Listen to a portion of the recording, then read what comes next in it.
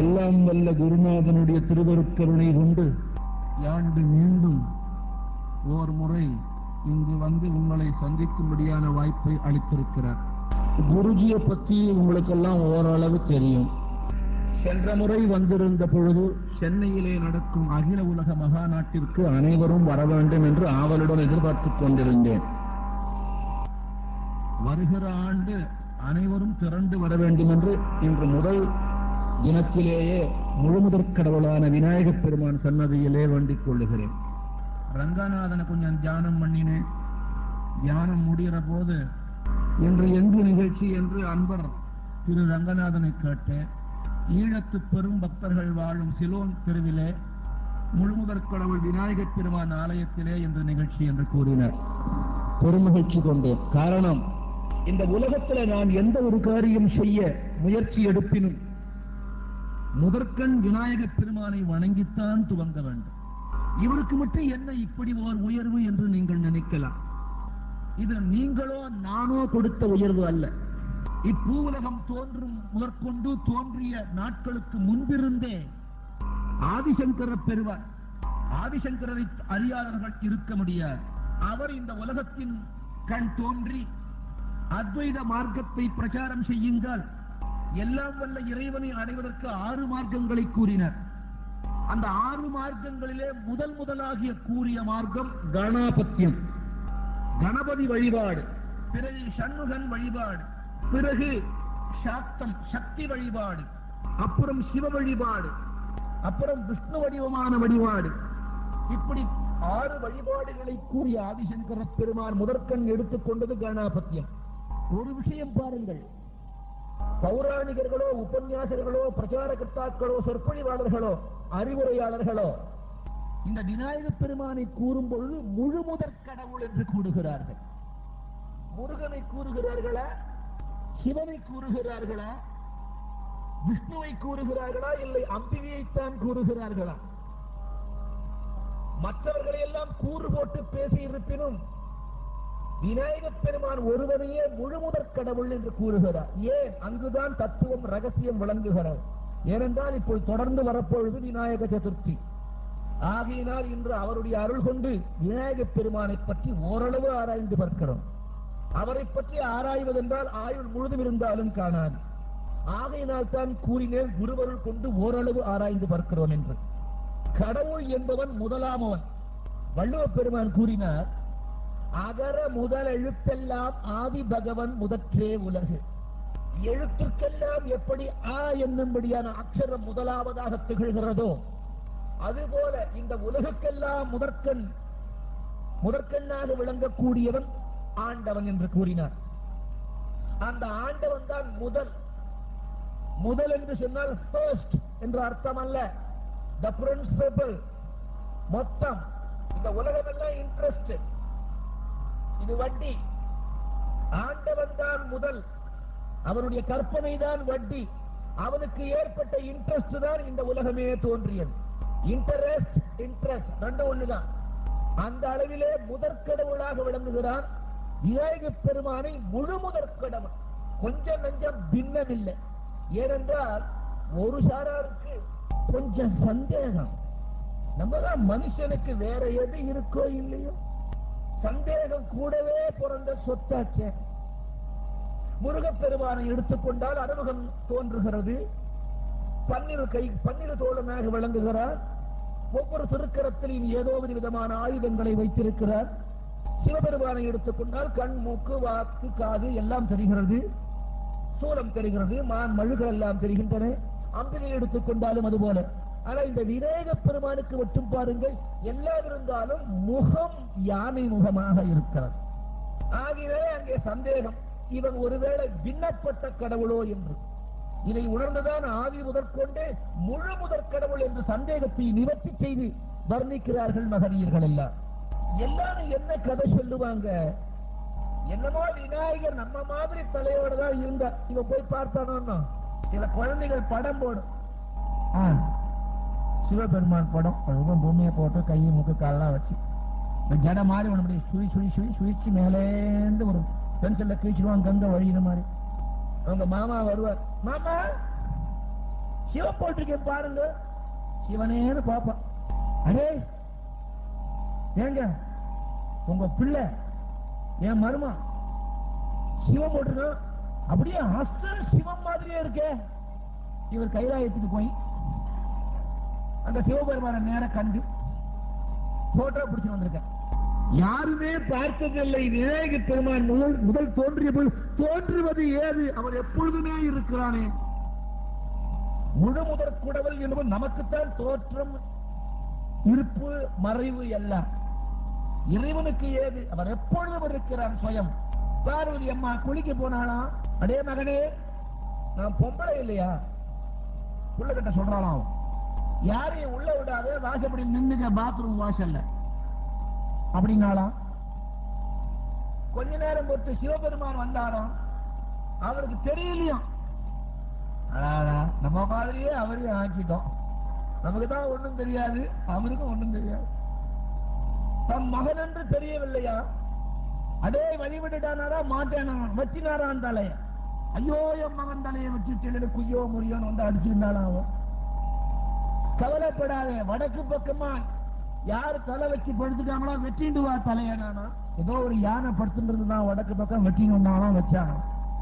அடாடா என்ன கதை!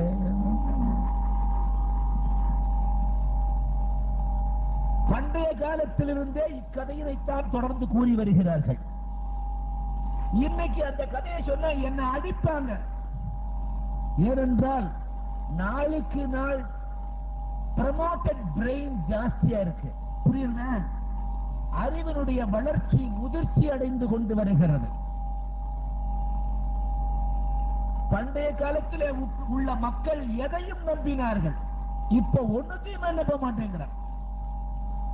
provided he is convinced. முழு மனதோடு அவன் ஒத்துக்கொள்ளும்படியான அளவுக்கு ஆராய்ச்சி இருக்குமானால் இன்றைய சந்ததி ஒத்துக்கொள்ளுகிறது.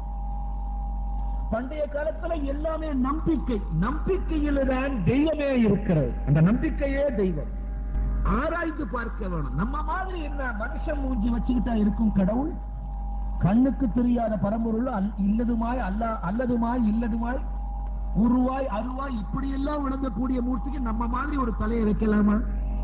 நம்முடைய கற்பனையிலே தியானம் செய்வதற்கு ஏதோ ஒரு மார்க்கம் வேண்டும் என்கிற ஒரே காரணத்தினாலே நம் போன்ற ஒரு அபிப்பிராய வடிவங்கள் கொடுக்கின்றோமே தவிர உண்மையிலே அந்த இறைவனுக்கு ஏது வடிவம்? புராண வரலாறு இதிகாசங்களை பற்றி ஆராய்ந்து பார்க்கின்ற பொழுது இன்று எந்த ஒரு பூஜையை துவங்கினாலும் முதல்ல விநாயகர் பூஜை. வாத்தியார் வருவார், புரோகிதர், ஐயன், பிள்ளையார் பூஜை பண்ணுங்க.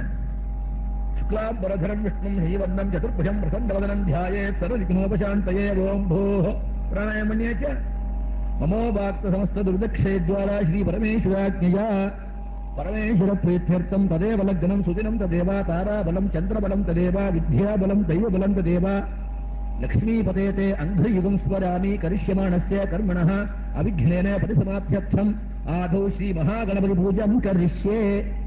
முதல்ல விநாயகர் பூஜையை பண்ணி வைத்து விட்டுதான் பாக்கி எல்லா பூஜையுமே. போனா போட்டோம். விநாயகர் சதுர்த்தி இன்னைக்கு விநாயகர் பூஜை தானே செய்யறோம்.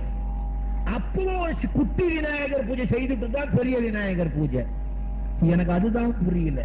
வெள்ள பிள்ளையார பண்ணின ஒருத்தன் வெள்ளத்திலேயே பிள்ளையார் பண்ணா மஞ்சள் கிடைக்கல, மண்ணு கிடைக்கல. வெள்ளத்திலேயே பிள்ளையார் பண்ணா அவசரம். எதையாவது ஒண்ணுத்துல ஆவாகனம் பண்ண வேண்டியதுதானே. பிள்ளையார் வெள்ளத்துல பிள்ளையார் பண்ணா பூஜை எல்லாம் முடிச்சா நேரத்தையும் பார்த்தா காணும், கிடைக்கல. அந்த வெள்ள பிள்ளையாரே கொஞ்சம் கிள்ளினா ஒரு ஓரமா வச்சான். நேவேத்தியம் பண்ணான். இந்த பையன் வந்து அந்த நேவேத்தியம் பண்ண கிள்ளி வச்ச அந்த வெள்ளத்தை கொடுத்தான். இந்த பையன் என்ன பண்ணா, அப்படி இப்படி பார்த்தா மகா பிரசாதம் இந்த பிள்ளையாரத்துக்கு வேலை போட்டுட்டான். மற்ற மூர்த்திகளை எல்லாம் நாம் ஆராதிக்கிற பொழுது விநாயகர் முழு முதற் கடவுளான விநாயக பெருமானை வணங்கி ஆராதிக்கிறோம். இந்த விநாயக சதுர்த்தி அன்னைக்கு பிள்ளையார் பூஜைக்கு ஒரு குட்டி பிள்ளையார் பூஜை செய்தார். ஏன்? கருத்து ஆரம்பத்திலேயே கூறினேன், இவன் முழு முதற் கடவுள் என்று. கடவுள் முதலானவன் இவனே, இவன் முழுமையானவன். இங்கே பின்னமே கிடையாது, பங்கு போடுவது கிடையாது, முழுதாக விளங்குகிறவன். அறிவின் வடிவமாக உள்ளதுதான் பிரம்மம். ஆதிசங்கர பெருமான் சொன்னார் தத்துவமசி அகம் பிரம்மாஸ்மி அயமாத்மா பிரம்ம, முடிவிலே பிரஜானம் பிரம்ம. பிரஜானம் என்றால் அறிவு. இதைத்தான் பின்வந்த விவேகானந்தர் the knowledge is God என்று கூறினார். அறிவு, முழு அறிவு, பேரறிவு. அந்த அறிவின் வடிவமாக முழுதாக விளங்கக்கூடிய ஒரு உருவம் தான் விநாயக பெருமானுடைய உருவம். பண்டைய புராண காலத்திலே கஜமுகாசூரன் என்று ஒரு பெரிய அசுரன் தோன்றினான்.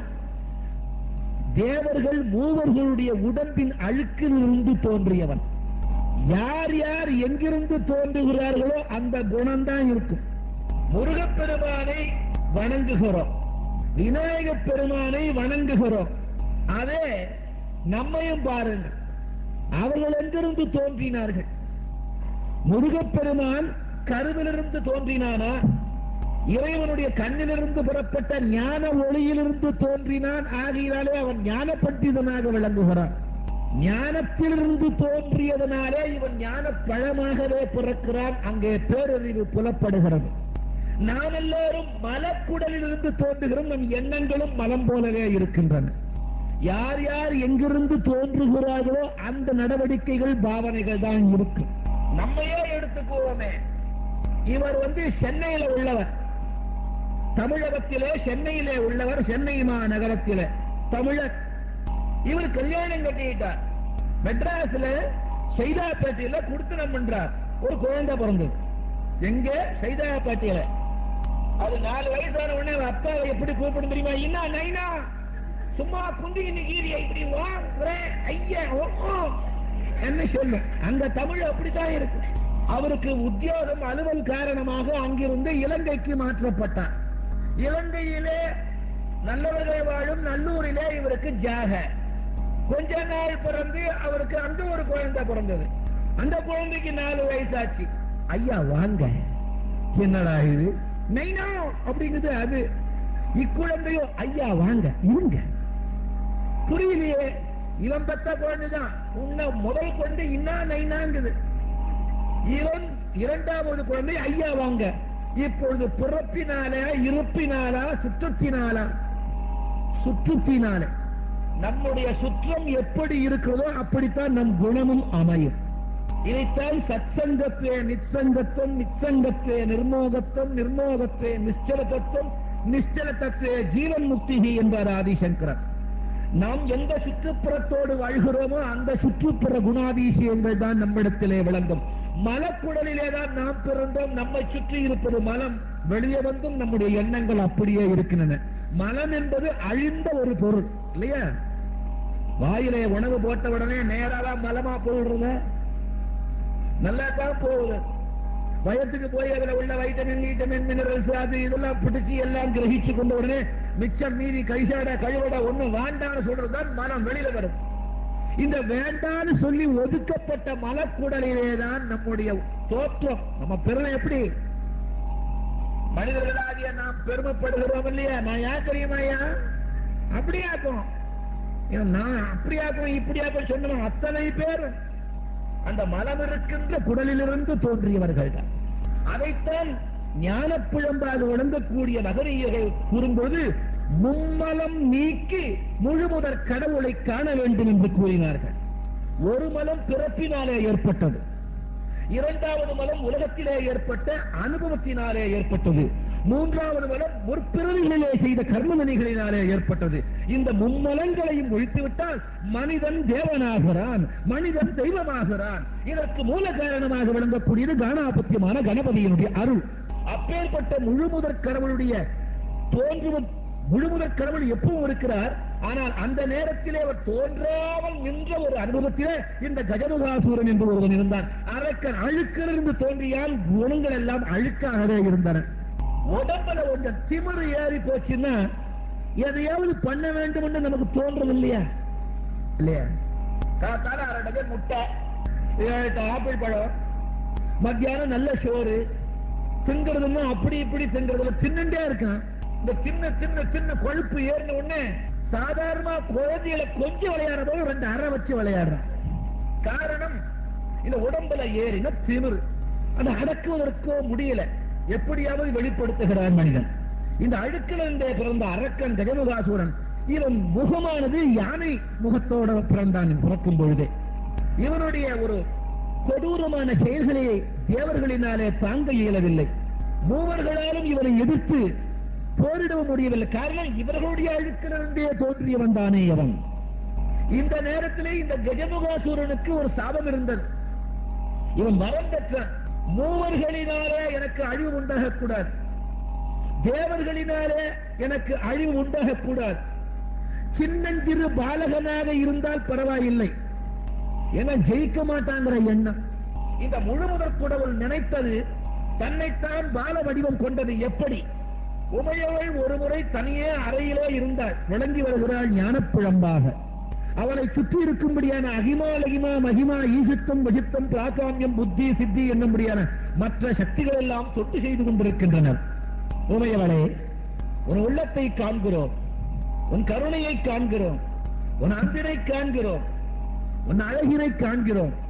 உன்னுள்ளே ஏதோ ஒன்று மூலாதாரமாக இருந்து விளங்குகிறதே, அதை காண வேண்டும் என்று எங்களுக்கு ஆசை என்று கூறினார். என்ன குருஜி புரியலையேன்னு சொல்லலாம். மூலாதாரம் சொன்னார்கள் இந்த சக்திகள். நாம இருக்கோம், கண் இருக்கு, கண்ணு வழியா பார்க்கிறோம், காது இருக்கு, காது வழியா கேட்கிறோம், மூக்கு இருக்கு, மூக்கு வழியாக சுவாசிக்கிறோம், நாக்கு இருக்கிறது, நாக்கு வழியாக உணர்கிறோம் ருச்சிகளை, பல்லுனால கடிக்கிறோம், காலுனால நடக்கிறோம், கையினால செய்கிறோம். இப்ப இவ்வளவு காரியங்களும் தனிப்பட்ட முறையில் இவைகள் செய்கின்றனவா, இல்லை ஏதோ ஒன்று நம் உள்ளே இருந்து கொண்டு இவைகளை எல்லாம் செயல்படுத்துகின்றனவா? நான் பார்க்கிறேன், நான் கேட்கிறேன், நான் நுகர்கிறேன், நான் உணர்கிறேன், நான் நடக்கிறேன், நான் செய்கிறேன், நான் உண்கிறேன், நான் எண்ணுகிறேன். அப்ப ஏதோ ஒண்ணு இருக்க பின்னாலே அந்த நான். இந்த நான் பண்றேன் நான் பண்றேன்னு நாமளும் ரொம்ப நாளா சொல்லிக்கிட்டு இருக்கமே தவிர இந்த நானாகிய நான் யார் என்று விசாரித்திருக்கிறோமா? அந்த நானாக விளங்கக்கூடியதுதான் மூலாதாரம். அந்த நான் என்று சொல்லக்கூடிய அந்த எண்ணுக்கு பின்னாலே, எண்ணத்திற்கு பின்னாலே ஏதோ ஒரு சக்தி இருக்கிறதே, அதுதான் மூலாதாரம். அந்த மூலாதாரத்தை காண வேண்டும் என்று கூறினார். உமையவள் கண்மூடி கண் திறந்தால் அந்த மூலாதாரம் வெளிப்பட்டது. வெளிப்பட்டவுடனே அழகிய ஒரு உருவம் அமைத்தால் அதுதான் கணபதியினுடைய வடிவமாக அமைந்தது. அப்படின்னா கணபதி தோன்றினார் அர்த்தம் இல்லை. ஏற்கனவே அந்த முழுமுதற் கடவுளான மூலாதாரமான கணபதி உமையவளையும் இயக்கி வைத்துக் கொண்டிருக்கிறது. கண்ணுற வேண்டும் என்று சக்திகளை எல்லாம் வேண்டிய காரணத்தினாலே உள்ளிருந்து வெளிப்பட்டது அந்த சக்தி. நம் கண்களுக்கு தெரியாவிட்டாலும் ஞானக்கண் படைத்த அச்சக்திகளுக்கெல்லாம் தெரிந்த வெளிச்சம் இருக்கு. இதோ நமக்கு நன்னா தெரியுது, கண்ணுக்கு முன்னால டியூப் லைட் போட்டிருக்காங்க, இதோ இங்க 2 பிளட் லைட் போட்டிருக்காங்க, பார்க்கிறோம், தெரிகிறது. இதை எரிய வைக்கிறது என்ன? மின்சாரம், கரண்ட். ஆக இதனுள்ளே மின்சாரம் இருந்துதான் இந்த ஒளியை கொடுக்கிறது. குருஜி, இந்த மின்சாரம் தானே இந்த பல்புக்குள்ளே இருந்து நமக்கு வெளிச்சம் தருது. ஆமா, இந்த மின்சாரம் எவ்வளவு பிரகாசமா இருக்கும் குருஜி, போய் கைய வச்சு பாரு, வச்சா என்ன ஆகும்? ஒரே வெளிச்சம். அப்புறம் நம்மளை பாப்பானா இவன்?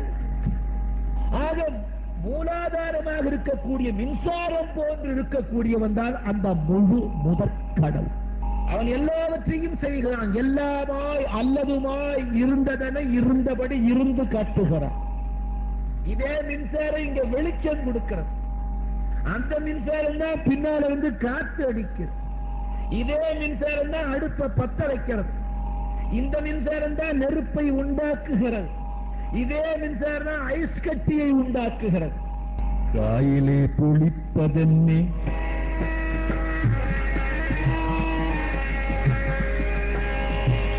காயிலே புளிப்பதென்ன கண்ண பரமாத்மா, காயிலே புளிப்பதென்ன கண்ண பரமாத்மா, கனியிலே இனிப்பதென்னே கண்ண பரமாத்மா, காயிலே புளிப்பதென்னே கண்ண பரமாத்மா, கனியிலே இனிப்பதென்னே கண்ண பரமாத்மா, நோயிலே படுப்பதென்னே கண்ண பரமாத்மா, நோயிலே படுப்பதென்னே கண்ண பரமாத்மா, நோயிலே நுகர்வதென்னே கண்ண பரமாத்மா.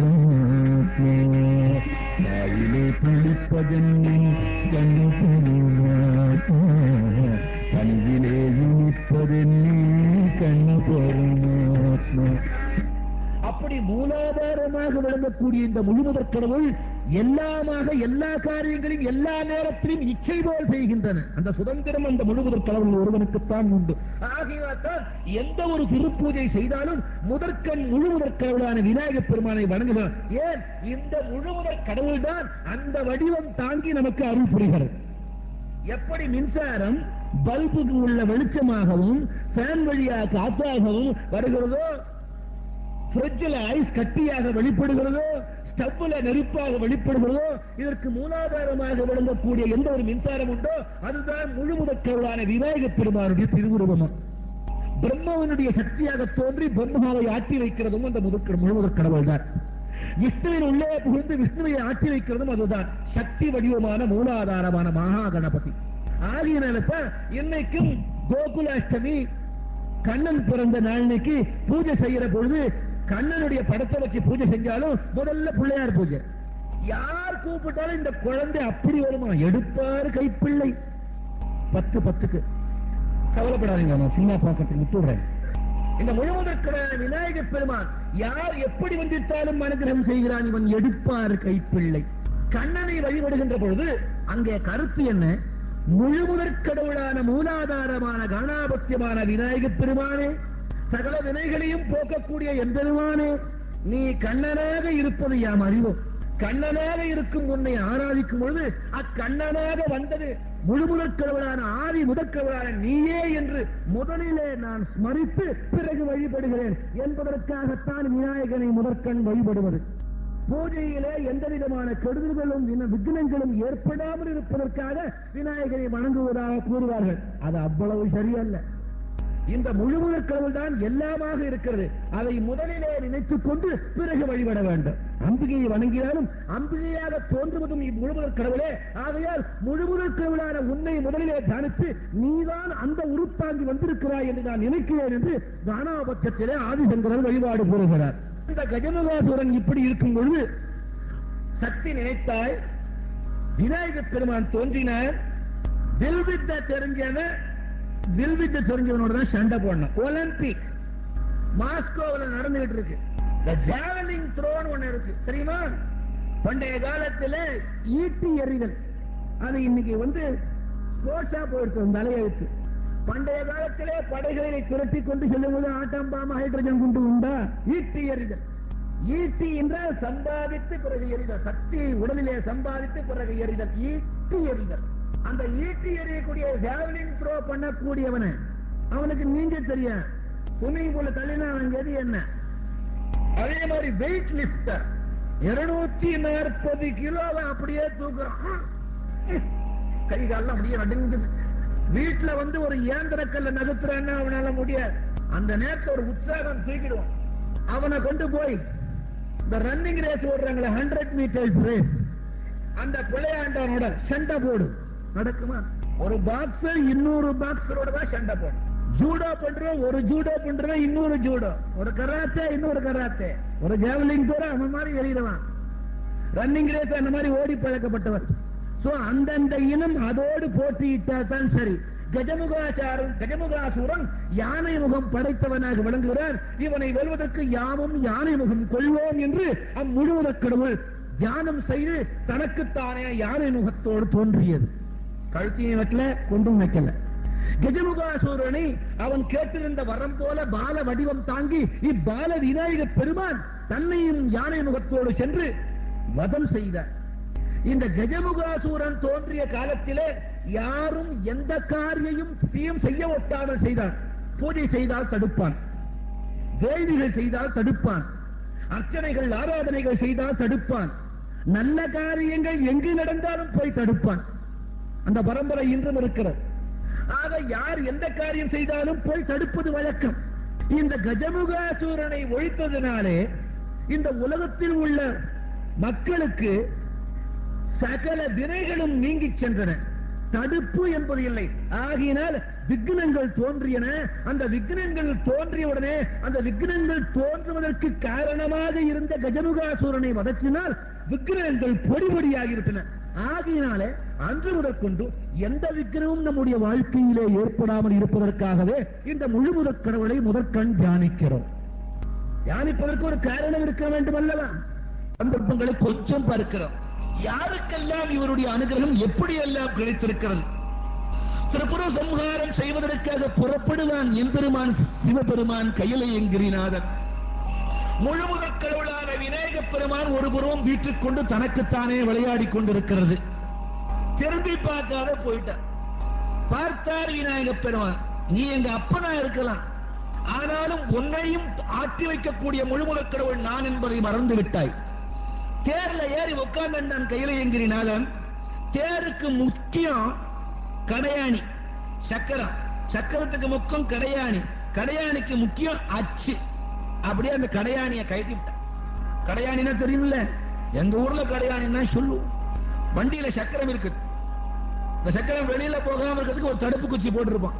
இந்த தடுப்பு குச்சிக்கு பேர் கடையாணின்ற பேர். அதை எடுத்துட்டார் விநாயகப் பெருமான் தன் துதிக்கையினால். கடையாணி கழுண்ட அச்சிலிருந்து சக்கரம் வெளிப்பட கீழே விழுந்து அச்சு முழுந்து அச்சது பொடி செய்த அதிதீர கைத்தல நிறைகனி அப்பமுதல் கத்திய கரிமுதனடிதேன் கத்திடுமடியவர் புத்தியில் உரைபவர் கற்பகமென வினை கடிவேக மத்தமும் மதியமும் வைத்திடும் மரநகன் மற்றொருள் திரள்விய மதையானை மத்தளவயிரனை முத்தமி புதல்வனை மட்டவிழ் மலர் கொடு பணிவேனின் முத்தமிழெடுவினை பொற்படுகிறிதனை பொற்பட எழுதிய முதல்வோனே முப்புறமெறி செய்த அச்சிவனுரை ரதம் அச்சது பொடி செய்த அதிநீர. சிவபெருமான் தேரை விட்டு இறங்கினான். திரும்பி பார்த்தான். முழுமுதற் கடவுள் சிரித்தது. வணங்கினான். மறுபடியும் அச்சை சரி பண்ணி கொடுத்தான் விநாயகப் பெருமான். பிரம்மதேவன் சரஸ்வதியை தன்னுடைய மனையாட்டியாக பெறுவதற்கு விநாயகப் பெருமானை வணங்கி தியானம் செய்து அவரருள் பெற்றே சரஸ்வதியை மணந்ததாக புராணம். சத்ரஜித்து ஒரு பெரிய ராஜா இருந்தான். அவன் சூரியனை வழிபடுகின்றவன். சூரியனை வழிபட சூரியன் இவனுக்கு தரிசனம் கொடுத்து சமந்தகமணி என்னும்படியான ஒரு அழகான மாலையை கொடுத்தார். இந்த மணி என்ன செய்யுமா, அதிகாலையிலே சூரியன் தோன்றும் பொழுது அதை பூஜையிலே வைத்து வணங்கினால் அந்த செமந்தகமணியினுடைய கமண்ட அந்த பெண்டன்ட் சொல்றமே டாலர், அதிலிருந்து ஏராளமான பொருள்கள் விழுந்து கொண்டே இருக்கும். வாரி வாரி வைத்துக் கொள்ளலாம். அப்படி பொன்னையும் பொருளையும் கொடுக்க வல்லது. இந்த செமந்தகமணியை இவன் சூரியனிடத்திலிருந்து பெற்றுக் கொண்டு வரும்பொழுது எதிர்பட்டார் சாட்சாத் கிருஷ்ண பரமாத்மா. கண்ணா நலவான்னு கேட்கிற யாரு? சத்ரஜித். கண்ணன்னு பேரு இவனுக்கு. எல்லாத்திலுமே ஒரு கண் இவனுக்கு. இவ்வளவு இந்த சத்ரஜித்து பல நாட்களாக கண்ணனுக்கு பழக்கம் இருந்தாலும் இன்னைக்கு பார்க்கிற போது எக்ஸ்ட்ராவா ஒண்ணு என்னமோ கழுத்துல தொங்குதே, அது என்னன்னு கேட்டான். இல்லையா? நாம வழக்கமா சில உடைகள் உடுத்துவோம், அது பெண்களோ ஆண்களோ. கொஞ்சம் ஏதாவது ஒண்ணு எக்ஸ்ட்ரா நம்ம உடம்புல ஏறினா, ஏங்க இது என்னங்க புதுசா இருக்கு, மூக்கண்ணாடி போடுவார் இவர், கையில வாட்ச் உண்டு, ஆபீஸுக்கு போற போது ஃபுல் ஷொக்கா டை ஜம்முன்னு தொங்க அகல டை. இப்பதான் லேட்டஸ்ட் ஃபேஷன். என்ன பயத்தை மறைச்சுக்கிட்டு இருக்கும். எனக்கு ரொம்ப நாளா என்னடா இவ்வளவு அகலமா டை கட்டுறாங்கன்னா, இந்த தின்ன வயிறு வெளிப்படாமல் தெரியாமல் இருப்பதற்கு இப்படி ஒரு யுத்தம் போல இருக்கிறது என்று எண்ணினேன். நல்ல அகலமான டை அதை கட்டியிருப்பான். வழக்கமான சொக்கா, அதுக்கு மேல ஒரு 4.5 இன்ச் அகலத்துல பெல்ட், ரிஸ்ட் வாட்சுக்கு பென்டெக்ஸ், வாட்ச் ஸ்ட்ராப். இந்த பென்டெக்ஸ் ஒரு கம்பெனி பண்றான், அந்த ஸ்ட்ராப் போட்டிருப்பாங்க, நிக்கல்லையா இருக்கும், கோல்டு இருக்கு, ரோல்டு கோல்டு. வாட்ச் ஸ்ட்ராப் போட்டிருப்பான். இதை தினம் பார்த்துட்டு இருப்பான். இப்ப புதிய நாகரிகம் என்ன தெரியுமா? 4.5 இன்ச் அகலத்துல ஒரு தோல் ஸ்ட்ராப், அதுல 1.25 இன்ச்சுக்கு சின்னதா ஒரு வாட்ச். இவ்வளவு பெருசு என்னமோ கையில பிராக்சர் ஆனாக்க கட்டு போடுவாங்க பாருங்க புத்தூர்ல, அந்த மாதிரி ஒரு பெரிய 4.5 இன்ச் அகலத்துக்கு கண்ணங்கரேல ஒரு தோல் ஸ்ட்ராப். அந்த தோல் என்ன? நரித்தோல். அந்த மசிறு வேற தொங்கும், அதுக்கு மத்தியில இந்த வாட்ச். அன்னைக்கு புதுசா வாங்கி கட்டிருப்பான். தினம் பாக்குறோம், அனைவன் என்னங்க புதுசா இருக்க. ஆக புதிதாக ஒருவன் ஏதாவது செய்து கொண்டு வந்தால் அவன் மீது நம்முடைய கண் படுகிறது. நமக்கே படுமானால் அந்த ஆண்டவன் கண்ண பரமாத்மா கண்ணில் படாத போடுமா? சத்ரஜித் இந்த மாலையோடு வருவதை பார்த்தார். சத்ரஜித், இது என்னப்பா மாலை புதிதாக இருக்கிறது? சூரியனை வணங்கினேன், அவன் கொடுத்த செமந்தகமணி. அப்படியா? இது மிகவும் அழகாக இருக்கிறது. எனக்கு கொடை, இது இவனுக்கு தான் வந்து சேரப்போகுது. பகவான் நாடகமாட ஆரம்பிச்சா அதை யாராலையும் புரிந்து கொள்ள முடியாது. மறுத்தார், எடுத்தான், சென்றார். கொஞ்ச நாள் கழிஞ்சு இந்த சத்ரஜித்தினுடைய மகன் இந்த மாலையை அணிந்து கொண்டு காட்டிற்கு வேட்டையாட சென்றார். போன இடத்திலே ஒரு சிங்கம் இவன் மீது பாய்ந்து இவனை கொன்று விட்டது. மகன் சென்ற வழியாக சென்று பார்க்கிறான் மன்னன் சத்ரஜித். ஒரு இடத்திலே கண்ணா பின்னமாக இவனுடைய உடம்பார்ந்து சிதைக்கப்பட்டு எரியப்பட்டிருக்கின்றன. அந்த சத்ரஜித்துடைய மகன் இறந்து கிடக்கிறான். பிணத்தினுடைய அங்கங்கள் அங்கும் இங்குமாக பீத்து போடப்பட்டிருக்கின்றன. சமந்தகமணியையும் காணவில்லை. நினைத்து விட்டான் சந்தேகம். கண்ணன் அன்றே என்னை இந்த சமந்தகமணி கேட்டான். அவன் கேட்ட பொழுது நான் கொடுக்கவில்லை. ஆகையால் என் மகன் அணிந்து கொண்டு காட்டிற்கு வேட்டையாட சென்றிருந்த சமயம் இக்கண்ணன் யாரும் அறியாமல் என் மகனை கொன்று சமந்தமணியை களவாடி விட்டார் என்று உலகம் முழுதும் பறைசாற்றி அபவாதத்திற்கு உண்டாக்கினர். கண்ண பரமாத்மாவுக்கே இந்த அபவாதம் வந்தது. நீங்களும் நானும் எந்த மூளைக்கு? இத்தனைக்கும் கண்ண பரமாத்மாவுக்கும் இந்த செமந்தமணிக்கு சம்பந்தமே இல்லை, தெரியாது. ஆனால் கண்ணனுக்கும் இது போன்ற அபவாதம் ஏன் ஏற்பட்டது? ஐயா, உனக்கும் எனக்கும் ஏற்படலாம், கடவுளருக்கும் ஏற்பட வேணுமோ என்றால் முழுமுதற் கடவுளான விநாயக பெருமான் ஒரு சமயம் திருக்கையிலாயத்திலே சிவபெருமான் உமையவள் அனைவரும் ஆடிக்கொண்டிருக்கிறார்கள். சிவனார் திருநடனம் ஆதல் பெருமை எவர் அறிவார், அறிந்தால் அவர் பெரியார். சிவனார் திருநடனம் ஆதல் பெருமை எவர் அறிவார், அறிந்தால் அவர் பெரியார். சிவனார் திருநடனம். பாம்பின்கால் மூங்கி கண்டான், பெரும் பொலிப்பாதம் கண்டான், பாரில் பெரும் தவசி பிருந்தி முனிவன் கண்டான், சாம்பவி சிவகாமி சக்தி பணித்து கண்டான், தன்மார்க்க நிலை உள்ளோர் உள்மார்க்கம் காணும் தில்லை சிவனார் திருநடனம். இப்படி பிரதோஷ காலத்திலே வியாக்கிரபாதர், பெரும்புலிப்பாதர் என்று கூறுவார்கள். தும்புரு நாரதாதிகள், 33 தேவதைகள் இத்தனை பேரும் கண்டுகளிக்கும்படியாக எம்பெருமான் ஆனந்த களிநடனம் புரிகிறார். அவன் மட்டுமா? அதல சேடனாராட அகில நீரு மீதா அபிநகலித நாடகவளோடும் இப்படி எல்லோருமே ஆடிக்கொண்டிருக்கிறார்கள். விநாயக பெருமானும் மத்தியிலே இருந்து ஆடுகிறாராம். பொருத்ததொரு தொந்தி. லம்போதரல குவிதரா அம்பசுத அமரவி லம்போதரல குவிதரா. லம்போதரன்னா பெருத்த வயறு உடையவன் என்று அர்த்தம்.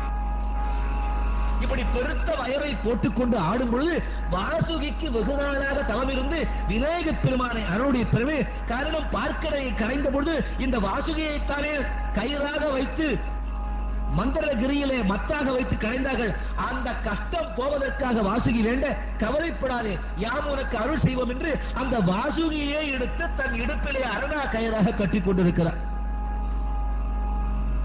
இப்படி ஆடிக்கொண்டிருக்கிற பொழுது தூரத்தே சூரிய சந்திரர்களும் ஆடுகிறார்கள். சந்திரன் பார்த்தான். மற்றவர்கள் எல்லாம் ஆடுற போது அழகா இருந்தது. இந்த விநாயக பெருமான் ஆடுறத பார்த்த உடனே இந்த பையனுக்கு சிரிப்பு வந்து விட்டான். இல்லையா?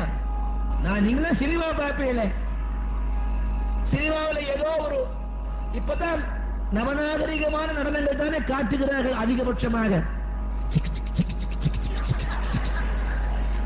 அப்படி காட்டுற போது நல்ல இளைஞர்கள் இந்த பெல் பாட்டம், கிளாக் பாட்டம் இவளையும் மாட்டிக்கொண்டு இந்த பெல்ட் இந்த கீட்டாடி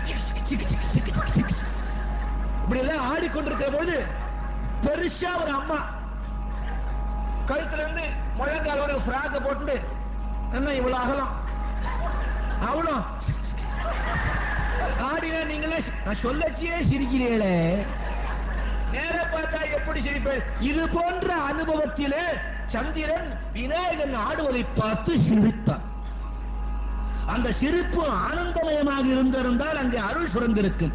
அது கேலி கூத்தாக அமைந்தது. கோபம் கொண்டான் முழுமுதற் கடவுள். சந்திரா, என்னை பார்த்து சிரிக்கிறாய்.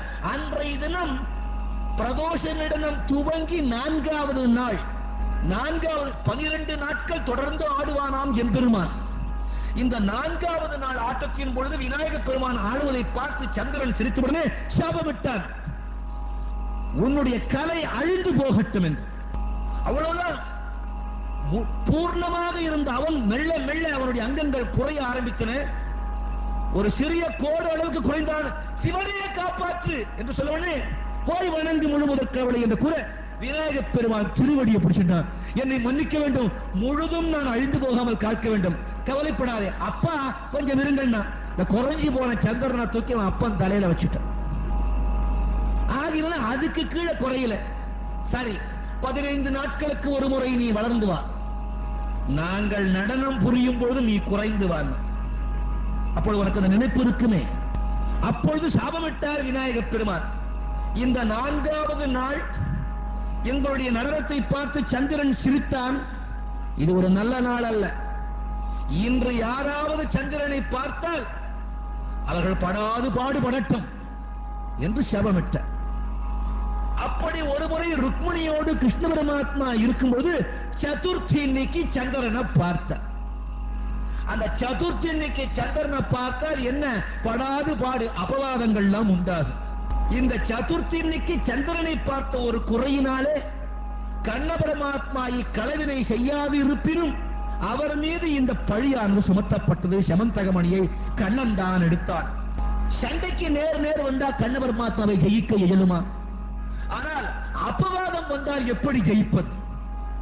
நான் இப்பொழுது சந்திரஜித்தோடு சென்று அவரிடத்தை யுத்தம் செய்து அவனை ஒன்றுமில்லாமல் செய்து விடுவேன். இருந்தாலும் நாளைக்கு உலகம் என்னை அல்லவா இகழ்ந்து விடும். சத்ரஜித், உண்மையாக சொல்லுகிறேன், உன் மகனை நான் கொல்லவும் இல்லை, சமந்தகமணியை நான் எடுக்கவும் இல்லை. அந்த நேரத்திலே நாரத மாமுனிவர் எதிர்ப்பட கண்ண பரமாத்மாவை குறித்து பேசுவார். கண்ணா, நீ ஆடுகின்ற திரை விளையாடை யாரென்றவா சொல்லது? ஒரு சதுர்த்தி இன்னைக்கு சந்திரனை பார்த்ததுனால உனக்கு அபவாதம் வந்துருமா? விநாயக பெருமான் உன்னுடைய மருமகன் அல்லவா, உன் சோதரி பெற்றவள் அல்லவா? அப்படி இருக்கும் பொழுது உனக்கும் தீங்கு வருமோ? ஏனப்பா இப்படி ஒரு நாடகம் ஆடுகிறாய்? உலகத்திலே உள்ள மக்கள் நாளை தினம் இது போன்ற சதுர்த்தி என்று சந்திரனை பார்ப்பதற்காக ஏற்படுகின்ற அபவாதத்திற்கு ஏதாவது ஒரு பிராயச்சித்தம் வேண்டாமா? அதற்கு அவர்களுக்கு அந்த பிராயச்சித்தை கொடுப்பதற்காகவே யாம் இப்படி ஒரு நாடகம் ஆடுகிறோம் என்று கூறினான் கண்ண பரமாத்மா. பிறகு கண்ண பரமாத்மா வழி தேட விநாயக பெருமானை வணங்கி சதுர்த்தி விரதம் நீ இருப்பாயானால் இந்த அபவாதமும் சகல வினைகளும் உன்னை விட்டு விலகும் என்று நாரதர் கூற, அன்று முதல் 16 சதுர்த்தி தொடர்ந்து சதுர்த்தி விரதம் இருக்கிறார். இப்படி செய்கின்ற சதுர்த்தி வந்தைக்குத்தான் ரிஷி பஞ்சமி என்று கூறுவார்கள் தமிழகத்திலே. இந்த ரிஷி பஞ்சமி என்ற ஒரு விரதம் உண்டு. சதுர்த்தி இன்னைக்கு ஆரம்பித்து பஞ்சமிக்கு முடிக்கிறது. விநாயக பெருமானை வணங்க கண்ணன் முன்றே முழுமுதற் கடவுளான விநாயக பெருமான் தோன்றி, கண்ணா, என்னையே நீ வழிபட்ட காரணத்தினால் உனக்கு ஏற்பட்ட அபவாதங்களை நீக்க யாம் அருள் புரிந்து விட்டோம் என்று கூற, நடந்த விற்த்தாந்தங்களை எல்லாம் தெரிந்து கொண்ட கண்ண பரமாத்மா காட்டுக்கு எந்த இடத்திலே இந்த சத்ரஜித்தனுடைய மைந்தனான் கொல்லப்பட்டானோ அங்கு செல்ல, என்ன ஆச்சு? கிருத்தயுகத்திலிருந்து தோன்றிய ஜாம்பவான் இருக்காரு, ராமாயண காலத்திலே பெரும் சேவை செய்தவர். அவர் இன்னும் வாழ்ந்து வருகிறார். கிருஷ்ணனுடைய அவதார காலத்திலேயும் நீண்ட ஆயுள் கொண்டவர். அவர் இப்படி காட்டு வழியாக வரப்பொழுது இந்த சிங்கமானது சத்ரஜித்தை அடித்துவிட்டு, சத்ரஜித்து மைந்தனை அடித்துவிட்டு சென்று விட்டதா, செமந்தகமணி ஒரு மூலையிலே விழுந்திருந்தது. ஜாம்பவானுக்கு அப்பொழுதுதான் ஒரு குழந்தை பிறந்திருந்தது. பெண் குழந்தை ஜாம்பவதி என்று பெயர். இந்த குழந்தைக்கு இது விளையாட்டு பொருளாக கிட்டவே என்று அந்த மாலையை எடுத்துக்கொண்டு ஜாம்பவான் குகைக்குள்ளே போய்விட்டார். கண்ணன் அந்த அடிச்சுவடுகளை வைத்துக் கொண்டு இந்த குகைக்கு வர இந்த கரடியோடு யுத்தம் செய்கிறார். ஜாம்பவானாகிய கரடியோடு எவ்வளவு செய்தும் ஜாம்பவானை ஜெயிக்க முடியவில்லை. கண்ணன் பார்த்தான், நான் யார் என்று இவனுக்கு தெரிவித்து விட்டால் போதும் என்று சொல்ல, உடனே தன் உருவத்தை மாற்றி ராமனாக தரிசனம் கொடுத்த ஓடி வந்து விழுந்தான் ஜாம்பவான்.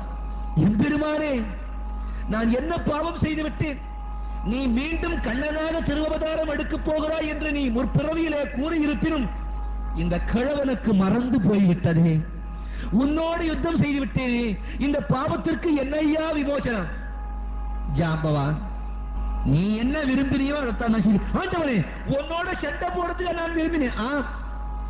அன்று பூர்வம் நான் தசரதனுடைய மைந்தனாக பிறந்து இலங்கேஸ்வரனை நான் வென்றும் பொழுது என்னுடைய புஜபல பராக்கிரமத்தை பார்த்து ஒரு நாள் நீ என்னிடத்திலே கேட்டாய், ராமா, நீ அந்த கும்பகர்ணனோடு யுத்தம் பண்ணும் அழகை கண்டேன், அந்த ராமனோடு நீ யுத்தம் பண்ணும் அழகை கண்டேன், அந்த இந்திரஜித்தோடு நீ யுத்தம் பண்ணும் அழகை கண்டேன். ஐயோ, என்ன பலம், உனக்கு எதிராக நின்று சண்டை போட வேண்டும் என்று எனக்கே ஆசை வந்து விட்டதப்பா. உன் ஆசையை அடுத்த அவதாரத்தில் பூர்த்தியாகும் என்று கூறினேன், நினைவிருக்கிறதா? அதற்காகவே யாம் ஏற்படுத்திய ஒரு திருவிளையாடல். செமந்தகமணியை பெற்றுக் கொண்டான். ஆண்டவனே, உன்னுடன் இதுவரை செய்த யுத்தத்திற்கு பிராயச்சித்தமாக என் மகளையே நீ திருமணம் செய்து கொள்ள வேண்டும் என்று ஜாம்பவதியை கல்யாணம் செய்து வைத்தார். ருக்மணிக்கு அடுத்தது ஜாம்பவதி. செமந்தகமணியை சத்ரஜித்தினிடத்தை திருப்பி கொடுத்தவுடனே, நடந்த விற்த்தாந்தங்களை கூறியவுடனே சத்ரஜித்து திருவடியிலே விழுந்து, கண்ணா, உன்னை நான் அனாவசியமாக அபவாதம் பேசிவிட்டேன், என்னை மன்னித்துவிட வேண்டும். இவ்வேளையின் அபச்சாரத்திற்கு இடையாக என் மகள் சத்யபாமாவை நீ மணக்க வேண்டும் என்று சத்யபாமாவை மனம் செய்து கொடுத்த. சதுர்த்தி விரதம், சதுர்த்தி என்று சந்திரனை பார்த்தால் அபவாதங்கள் ஏற்படும். அது நீங்க வேண்டும் என்றால் விநாயகப் பெருமானை வணங்கினால் அபவாதம் நீங்குவதோடு அல்லாமல் நிறைய அனுக்கிரகங்களும் கிடைக்கும் என்பதை கண்ண பரமாத்மாவினுடைய சரித்திரத்தில் செமந்தகமணி சத்யபாமா திருமணத்தோடு நாம் கவனிக்கிறோம்.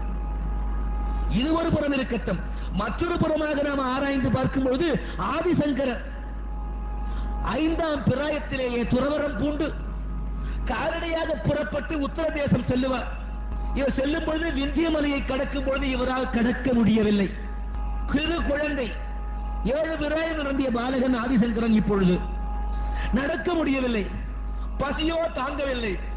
விநாயகரை வழிபட்டாருடைய வழியில்லை என்று தீர்மானம் செய்ய முதாகர தபோதகம் சதா விமுக்திதாயகம் கலாதராவதம்சகம் விலாசிலோகரக்ஷகம் அநாயகைகநாயகம் விநாசிதே பதைத்யகம் நத சுப சுதகம் நமாமிதம் விநாயகம் நதே தராதி பீகரம் நமோ சபாஸ்வரம் நமத்சுராரி நிர்ஜரம் நதாதிதாபதுத்தர் சுரேஸ்வரம் நிபீஸ்வரம் கஜேஸ்வரம் கணேஸ்வரம் மகேஸ்வரம் கமாஸ்வரே பராத்பரம் நிரந்தரம் என்று 5 ஸ்லோகங்கள் விநாயகப் பெருமானை பாடியுடனே அப்படியே தூக்கிக் கொண்டு விந்திய மலையை கடந்து கொண்டு விட்டாரான் விநாயகப் பெருமான். அவ்வளவு தூரம் போவானே, தபோவரம் திருத்தலம் வீற்றிருக்கும்படியான நடுநாடு என்று நினைக்கும்படியான திருக்கோவிலூர் கஷேத்திரம். 8 வீரட்டானங்கள் உண்டு சிவசமயத்திலே. அப்படி அஷ்ட வீரட்டானத்திலே ஒன்றாக விளங்கக்கூடியது திருக்கோவிலூர் வீரட்டானம். அங்கே கீழையூர் என்னும் திருத்தலத்திலே விளங்கக்கூடிய திருக்கோவிலூர் வீரட்டானேஸ்வரர் ஆலயத்திலே பெருத்ததொரு விநாயகர் சன்னதி. சேரமான் பெருமானும் சுந்தரமூர்த்தி நாயனாரும் இணைமுறையாக சகோதரர்கள் போன்ற ஒரு தோழமை பூண்டு வருகிறார்கள்.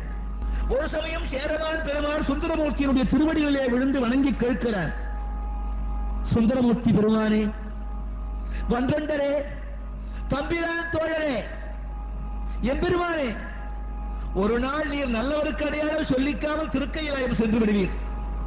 நீர் திருக்கையிலாயம் செல்லும் பொழுது அடியேனும் வர வேண்டும் என்று கூற சுந்தரமூர்த்தி கூறுவார், கவலை வேண்டாம் சேரமான் பெருமானே, நாம் திருக்கையிலாயம் செல்லும் பொழுது நம் பின்னால் நீரும் வந்துவிடும் என்று கூறினார். தூரத்துல ஒரு கேள்வி கேட்டுக்கிட்டே இருந்தா பாட்டி அவ்வ, ஏய் ஏ சேரமான் இங்க வாழ. பாட்டியை பார்த்த உடனே ஆனந்தம். அவை விராட்டியே வணக்கம். ஏண்டா, அவன் நல்ல இளைஞன், நீயும் நல்ல இளைஞன், 2 பேரும் திருக்கையிலாரம் போக சொல்றீங்க. இவ்வளவு நாளா உங்களோட பழகி வர இந்த கிழவியை விட்டு விட்டாரா நீங்க போக போறீங்க? ஆகையினால திருக்கையிலாயம் போற போது இந்த வயசான கிழவி என்னையும் அழைத்துக் கொண்டு செல்லக்கூடாது. பாட்டி கவலைப்படாதே, நிச்சயமாக நான் திருக்கையிலாயம் செல்லும் பொழுது உன்னையும் அழைத்து செல்வேன் என்றான் சேரமான் பெருமான். சந்தோஷம் தாங்கலையா?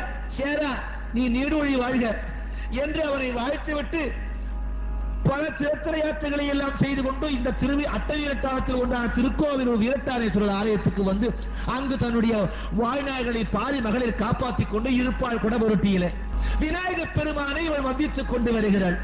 பாலும் தெளிதேலும் பாகும் பருப்பும் இவை நாளும் கலந்துனக்கு நான் தருவேன் கோலம் செய் துங்கக்கரிமுகத்து பூமணியே நீ எனக்கு சங்கத்தமிழ் மூன்றும் தாயா என்று இவன் இங்கே தோத்திரம் செய்து கொண்டிருக்கிற போது அவிநாசிக்கு சென்ற சுந்தரமூர்த்தி பெருமான் அந்தனர் வீட்டு குழந்தையை முதலை விழுங்கியதை நினைத்து அந்த ஆண்டவனை நினைத்து பாட என்றோ விழுங்கிய முதலை மீண்டும் திரும்பி வந்து முழுங்கிய அந்த அந்தன சிறுவரை வெளிப்படுத்த அக்குழந்தையை அவிநாசியிலே உள்ள அவரிடத்திலே விட்டுவிட்டு ஆனந்தமாக எம்பெருமானை பார்த்து கேட்கிறார் சுந்தரமூர்த்தி, ஐயனே பட்டது போதும் ஐயா, இன்னும் இப்புவையிலே நான் இருக்க வேண்டுமோ, உன்னோடு வருகின்ற நாள் என்னாலோ என்று கதற தேவேந்திரா என்று திருக்கையிலேயே எம்பெருமான் அழைக்க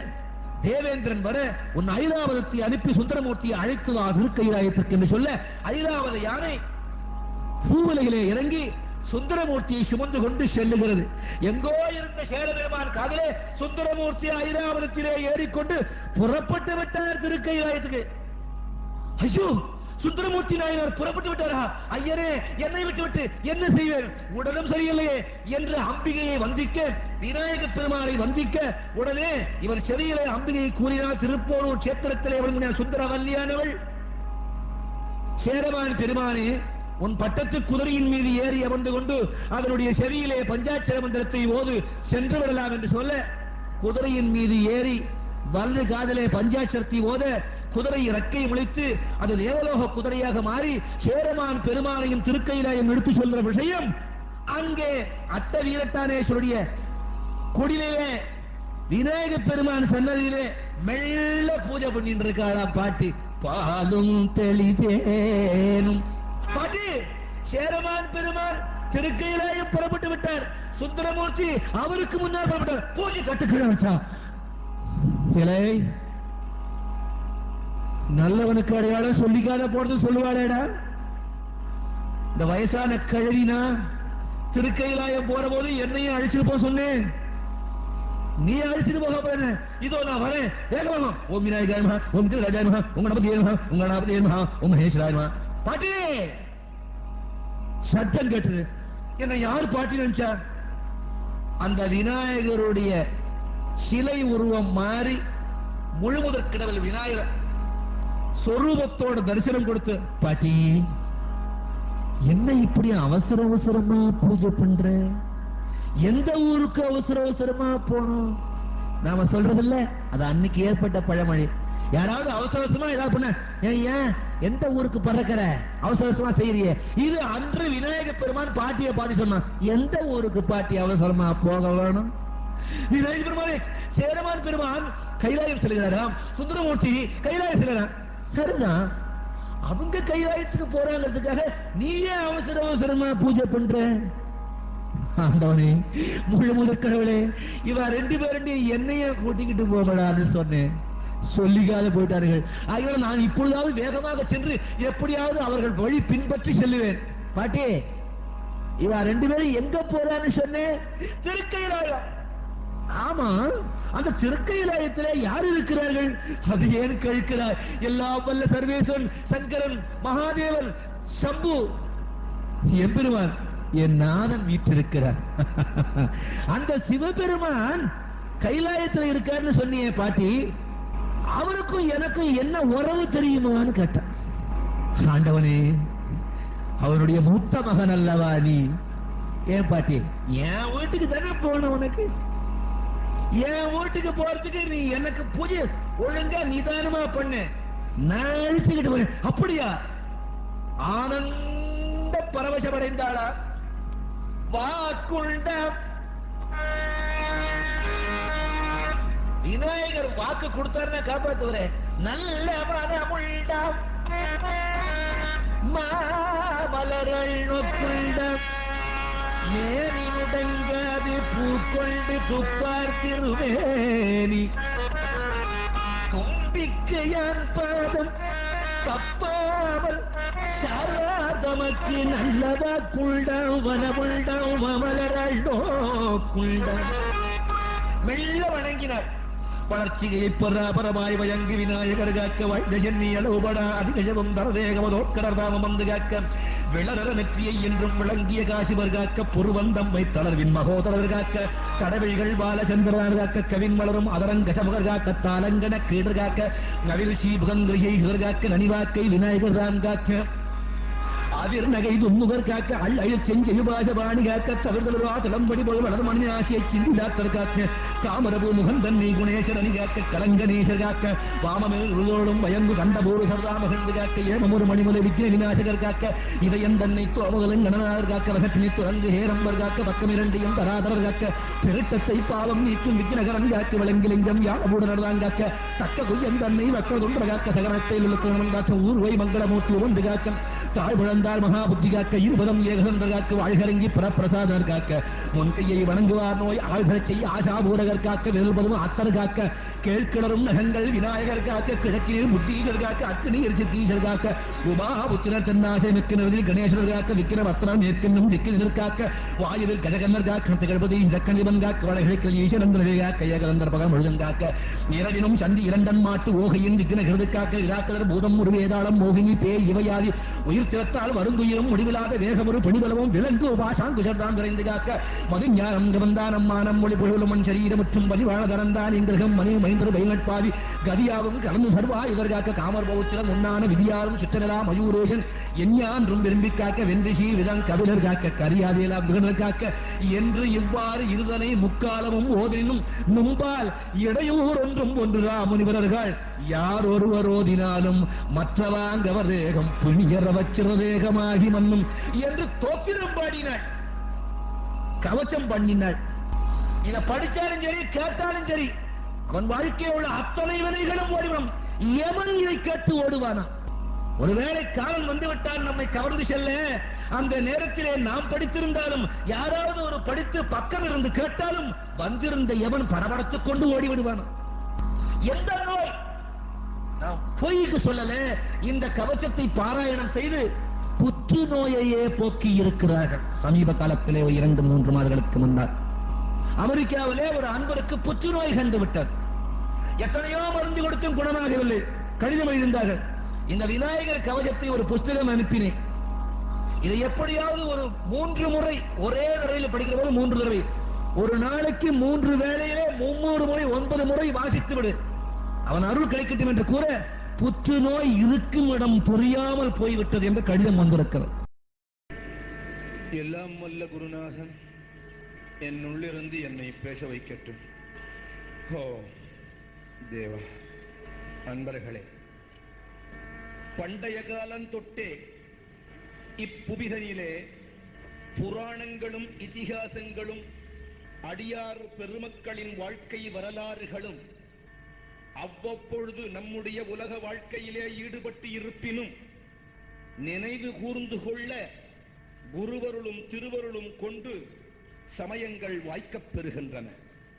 உலகத்தின்பால் நோக்கங்கொண்டு உலக வாழ்க்கையிலே ஈடுபட்டு கிடைத்தற்கரிய இம்மானிடப் பிறவி கிடைக்கப் பெற்றும் நல்லதொரு பயனை அடையாமல் வாழ்நாட்களை வீணடித்துக் கொள்ளுவதை விட அவ்வப்பொழுது கிடைத்த நேரத்திலே ஒரு சற்றாவது ஆங்காங்கே புராணங்களையும் இதிகாசங்களையும் அடியார் பெருமக்களின் வரலாறுகளையும் ஆராய்ந்து பார்ப்போமானால் நல்லது நிச்சயம் கிடைக்கும். மனிதனுக்கு காசு கிடைக்கும், பணம் கிடைக்கும், பொருள் கிடைக்கும், பட்டம் கிடைக்கும், பதவி கிடைக்கும், பவிஷு கிடைக்கும். இவனுக்கு எல்லாம் கிடைத்தாலும் கிடைத்தற்கரியது ஒன்று இருக்கிறது. அதற்கு பெயர்தான் மன அமைதி, சாந்தி. எத்தனை பேருக்கு அது கிடைக்கிறது? சாந்தியோ அமைதியோ கிடைக்கிறது, அது தற்காலிகமாகத்தான் கிடைக்கிறது, நிரந்தரமாக கிடைப்பதில்லை. காரணம், நிரந்தரமாக கிடைக்கக்கூடிய சாந்தியை தேடுகின்ற வழியை நாம் தெரிந்து கொள்வதற்கு முற்படாததே காரணம். ஆகையினால இதிகாசங்கள் 2 தான், புராணங்கள் மொத்தம் 18. 18 புராணங்கள் வேதவியாசர் எழுதினார். இதிகாசங்கள் என்று கூறுவது 2. ஒன்று ராமாயணம், மற்றொன்று மகாபாரதம்.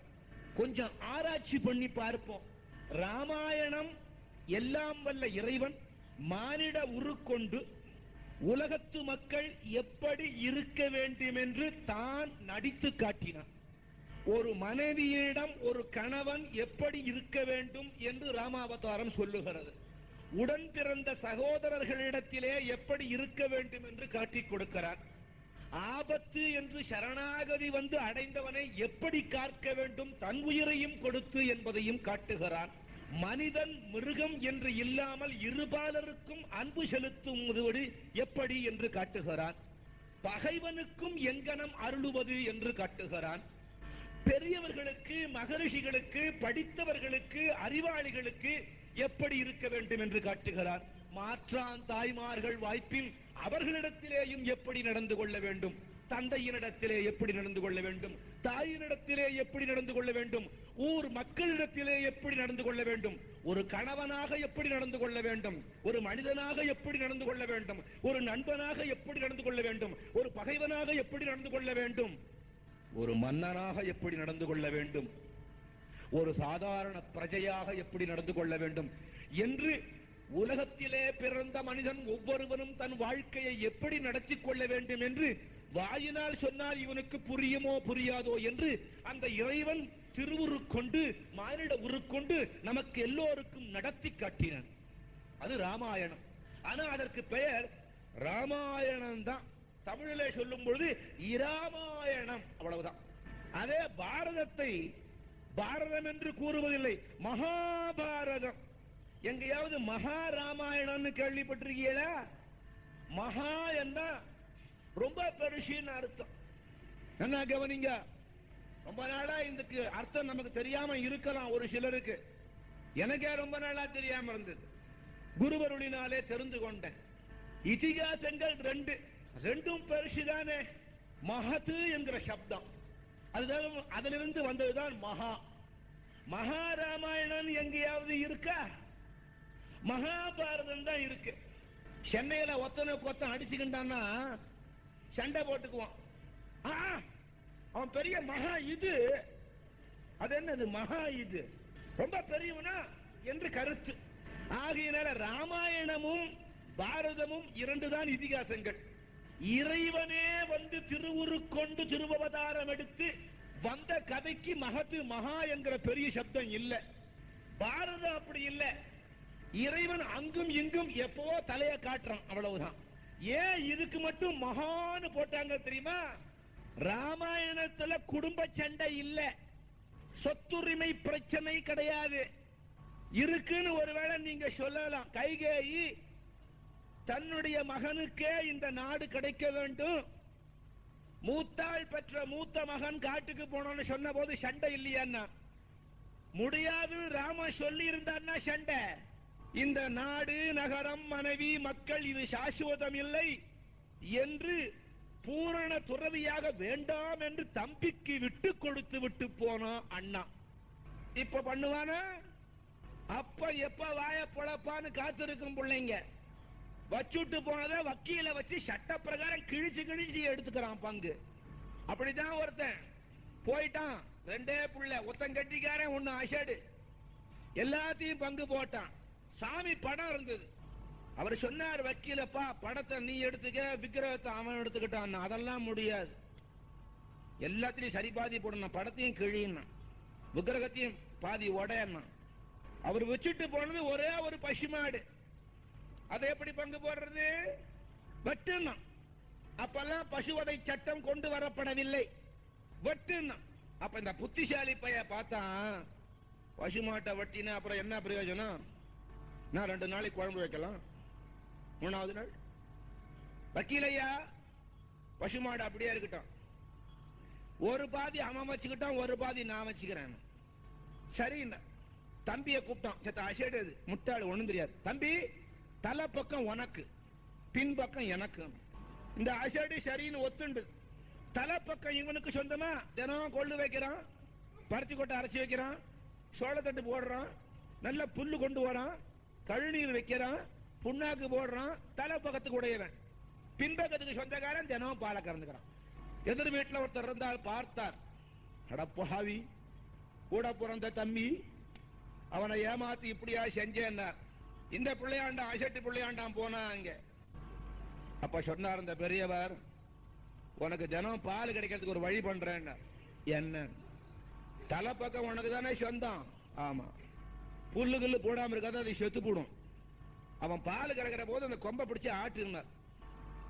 உன் பக்கம் சொந்தம், நீ என்ன ஒன்னாலும் செய்யலாம். சரி, அவன் பால் கறக்க உக்காண்டா, அந்த கம்பை பிடிச்சி ஆட்டினா ஒரு உத விட்டுது. இவன் உட்கார்ற போதெல்லாம் உத, தம்பி ஏன் தலையாட்டுறேன்னா, அது என் பக்கம், நான் என்ன ஒன்னாலும் செய்வேன். டேய் ஆட்டாதரா, உனக்கு பாதி பால் தரேன். சரி போயிடுச்சு போ. அண்ணன் தம்பிகள் சண்டை, சொத்துக்கு பங்கு போட்டுக்கிறார்கள். ராமாயணத்திலே சொத்துரிமை பிரச்சனை ஏற்படவில்லை. இறைவனே வந்ததுனாலே நல்ல குணங்கள் நிரம்ப காணப்பெறுகின்றன அந்த ராமாயணத்துல. மகாபாரதத்திலே முக்கிய பிரச்சனை சொத்து, குடும்ப சண்டை, அண்ணன் தம்பி சண்டை, சக்கரத்தி சண்டை, மாமா மச்சான் சண்டை, மாப்பிள மாட்டு பொண்ணு சண்டை, குரு சிஷ்யன் சண்டை, பக்கத்து வீட்டுக்காரன் சண்டை, எழுத்த வீட்டுக்காரன் சண்டை. இந்த சண்டைக்கு முடிவே கிடையாது, அது ரொம்ப பெருசு. அதனாலதான் மகாபாரதம்னு பேர் வச்சாங்க. முடிவே இல்லாததுக்கு. எத்தனை குடும்பங்களை நாம பார்த்திருக்கோம். நல்ல வசதி உள்ள குடும்பங்கள் நிறைய இருக்கும். அந்த வீட்டுல உள்ள பெரிய மனுஷன் கூட 3-4 பிள்ளைங்க இருப்பாங்க. ஏதோ ஒழுங்கா பங்கு போட்டு இருக்கிறத வச்சுன்னு சௌக்கியமா இருக்க மாட்டான். கோர்ட்டுக்கு போய் ரிசீவர் சாப்பிட்டுக்கிட்டு இருப்பான் சொத்தை. கேஸ் நடக்காது. அவன் வாடகை வீட்டுல வாடகை கொடுக்க முடியாத சிரமப்படுவான். மகாபாரத கதையிலிருந்து தெரிந்து கொள்ள வேண்டியது என்ன? சொத்துக்கும் குடும்பத்துக்கும் அநியாயமா சண்டை போட்டவன் கடைசியில என்ன ஆனா என்பதற்காக அந்த கதை ஏற்பட்டிருக்கிறதே தவிர ஏதோ பொழுது போறதுக்காக இல்லை. அந்த மகாபாரதத்தின் வாயிலாக ராமாயண கதைக்கு ஒரு பெண்ணு தான் முக்கியம், மகாபாரத கதைக்கும் ஒரு பெண்ணு தான் முக்கியம். எங்க போய் பாருங்க, பிரச்சனை பெண்கள் இடத்துல தான். உபன்யாசத்துக்கு போனாலும் உங்களுக்கு இடம் கிடையாது. முன்னால மெஜாரிட்டி பார்த்தாலும் அங்கதான். துணி கடைக்கு போனா அதிகம் புடவை வச்சிருக்காரே தவிர வேட்டியா வச்சிருக்கான். ஆக அன்று முதல் இன்று வரை என்றும் அவர்களுக்கு தான் முதல் ஸ்தானம். இப்ப போயிருந்தேன் இங்கிலாந்துக்கு ஒரு 7-8 மாசத்துக்கு முன்னால. கார்ல போய்கிட்டே இருக்கோம். பக்கிங்ஹாம் கர்நாடிக் பேலஸ் பார்க்கலாமா குருஜின்னு. அட நான் இங்க தானடா படிச்சேன், ஆரம்பத்துல பாப்பான்னு. கூட வந்தவங்க எல்லாம் பார்க்கட்டும்னு. குருஜி நீங்களும் வாங்க. போ. திடீர்னு போலீஸ்காரன் ஸ்டாப் ஒரு போட்டை காமிச்சான். அங்கே நிறைய வாத்துகள், அத்தனையும் பெண் வாத்துகள். அதை ஓட்டிக்கிட்டு ஒருத்தன் வரான். போலீஸ்காரன் என்ன பண்ணா, இந்த வாத்துக்காரனை குறுக்க விட்டான். அப்புறம் தான் எங்களை விட்டான். கூட வண்டி ஓட்டின்னு வந்தவரை கேட்டு, அது என்ன அது இவ்வளவு பெரிய டிராபிக்ல நம்மளை நிறுத்திட்டு வாத்த குறுக்க விட்டான். Ladies first. ஆக காரணம் என்னன்னா, அவளுள் அவன் உண்டு, ஆனால் அவனுள் அவள் இல்லை. இந்த அம்மா கிட்டதான் எல்லாம் அடக்கம். தம்பதின்னு சொல்றோம் இல்லையா, புருஷன் மனைவிய. பத்தின்னா யாரு? புருஷன், கணவன், ஆம்படையான், ஹஸ்பண்ட். அப்ப தம்பதியில பதி அவன்னா இந்த தம் யார்? இந்த அம்மா தம் பிடிச்சா அந்த பையன் ஒண்ணும் இல்லை. ஆகையினாலே அவளுள் அவன் உண்டு, ஆனால் அவனுள் அவள் இல்லை. அது எப்படி? ஆங்கிலத்தில் அவளுக்கு SHE, அவனுக்கு HE. இந்த ஷீல பாருங்க HE இருக்கு, ஆனா ஹீல ஷீ கிடையாது. ஆகினாலே அவளுள் அவன் உண்டு, அவளுள் அவன் இல்லை. இந்த ஹீ இருக்க SHE அர்த்தம் தெரியுமா? அவ என்ன சொன்னாலும் எஸ்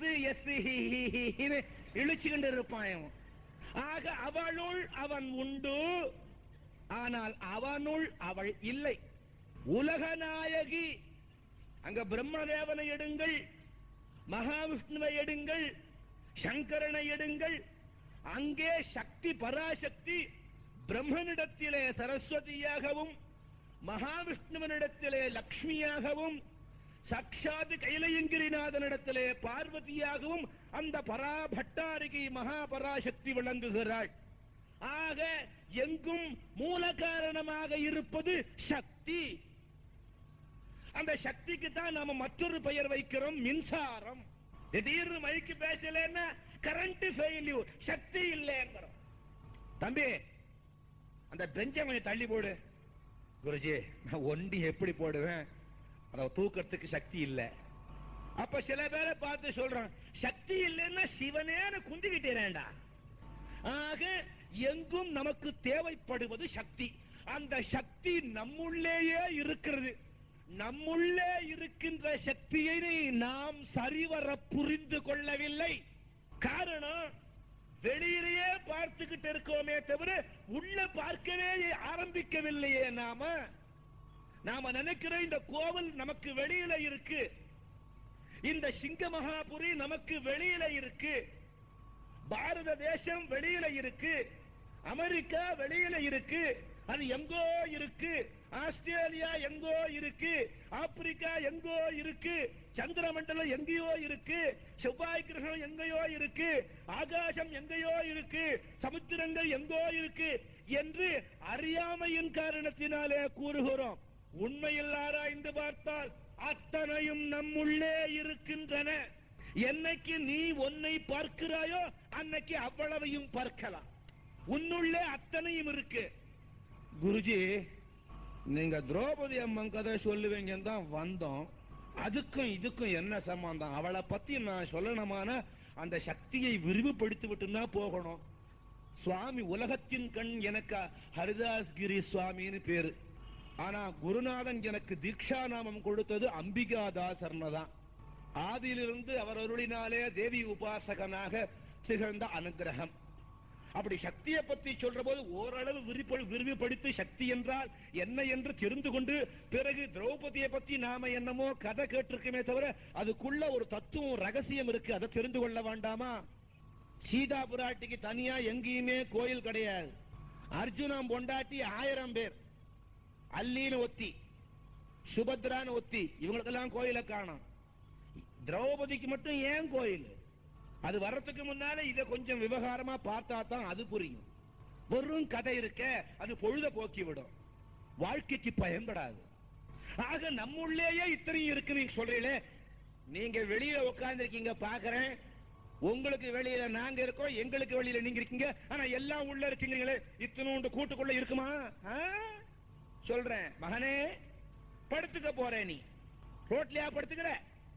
சிங்கப்பூர்ல நீங்க யாருமே ரோட்ல படுக்கிறவன் கிடையாது, படுக்க விட மாட்டான். சத்தியமா தெரியும் எனக்கு, இங்க ஏழைகளும் கிடையாது, பிச்சைக்காரங்களும் கிடையாது. இந்த ஊர்ல ஒருத்தன் கூட பட்னி கிடக்கிறது இல்ல. ஏன்? முற்பிறவியிலே நீங்கள் செய்த பெரும் புண்ணியம் இந்த நாட்டிலே நீங்கள் இருக்கிறீர்கள். பட்னி கிடக்கிறவன் இங்க யாருமே கிடையாது. ஒருவேளை தப்பித்தவர் ஏமாந்து வந்து ஏதோ பேச்சை கேட்டு ஏமாந்து வந்து மாட்டிக்கொண்டு சோத்துக்கு வழி இல்லைன்னா உடனே அரசாங்கம் கவனமா அவங்களை எல்லாம் கவனிச்சு அவரவர்கள் இடத்திற்கு அனுப்பி வைக்கிறது. ஆக இந்த நாட்டிலே பட்டினி கிடக்கிறவர்களே கிடையாது. அப்ப நீங்க எங்க படுக்கிறீங்க? பிளாட்பாரத்திலயா? இல்ல. பல அன்பர்கள் குருஜி வீட்டுக்கு வரணும்னு வெகு நாளா இருந்த ஆவலை பூர்த்தி செய்ய தொடங்கி இருக்கிறார்கள். ஒவ்வொரு வீட்டுக்கும் போய் வரேன். பழைய கட்டடங்கள் புதிய கட்டடங்களுக்கெல்லாம் போறேன். புதிய கட்டடங்கள்ல லிப்ட் இருக்கு, 13வது மாடியில போய் 11வது இறங்கி நடக்கணும். பழைய கட்டடங்கள்ல 5-6 மாடி கட்டடம் கிடையாது, ஏறித்தான் போனோம். கோவிந்தா கோவிந்தா கோவிந்தா திருப்பதி மலை. ஒவ்வொரு வீட்டுக்கும் நான் போன வீடுகளை எல்லாம் பார்த்தேன். எவ்வளவு தெய்வீகமாக வாழ்கிறார்கள் என்று புரிகின்றது. ஒரு பானை சோற்றுக்கு ஒரு பதம் போதுமே. இந்த போயிட்டு வந்த இந்த 25-30 வீடே இப்படி இருக்குமானா, இங்கு எல்லா வீட்டிலையும் தமிழர்கள் வீட்டில நிச்சயமா இறைவனுக்கென்று ஓர் இடம் உண்டு என்று தெரிந்து கொண்டேன். அதனால தான் நீங்க பட்டினி கிடைக்காம வாழறீங்க. 10 வெள்ளி சம்பாதிக்கிறவனார் வீட்டுல இருந்தாலும் ஒரு பூஜைக்கு ஒரு இடம் இருக்கு. 100 வெள்ளி சம்பாதிக்கிறவனுக்கும் பூஜைக்கு ஒரு இடம் இருக்கு. அந்த பூஜைக்கென்று ஓர் இடம் ஒதுக்கி நீங்கள் வைத்திருக்கிற ஒரே காரணம், இந்த நாட்டில இன்னும் பஞ்சம் வரல, பட்டினி வரல, வராது. ஒவ்வொரு வீட்டையும் போய் பார்த்து, ஐயோ எனக்கு எல்லாத்தையும் விட்டவன்னு பேரு, கொஞ்சம் ஆசை வந்துடுச்சு, நமக்கு இங்க ஒரு பிளாட் கிடைக்குமா, இது மாதிரி அலங்காரம் பண்ணலாமா, ஒருத்தன் ஓங்கி அடிச்சேன், பெரிய அரண்மனையே வாண்டான்னு உதறி விட்ட பயல, ஏண்டா பிளாட்டை கட்டு மோகிக்கிறேன்னு நானே அடிச்சுக்கிட்டேன் தலையில. ஆசையை உண்டாக்குறது. வீட்டுக்கு வீடு, இந்த வீட்டை அவ்வளவு எப்படி நாட்டிலே ரோடுகள் முதற்கொண்டு சுத்தமாக இருக்கின்றனவோ அந்த மாதிரி வீடுகளையும் சுத்தமாக வைத்திருக்கிறார்கள். சுற்றுப்புறம் சுத்தமா இருந்தா தான் உட்புறமும் சுத்தமா இருக்க முடியும். ஆக இங்கே உள்ளும் வெளியும் நீங்கள் சுத்தமாக இருக்கிறீர்கள்.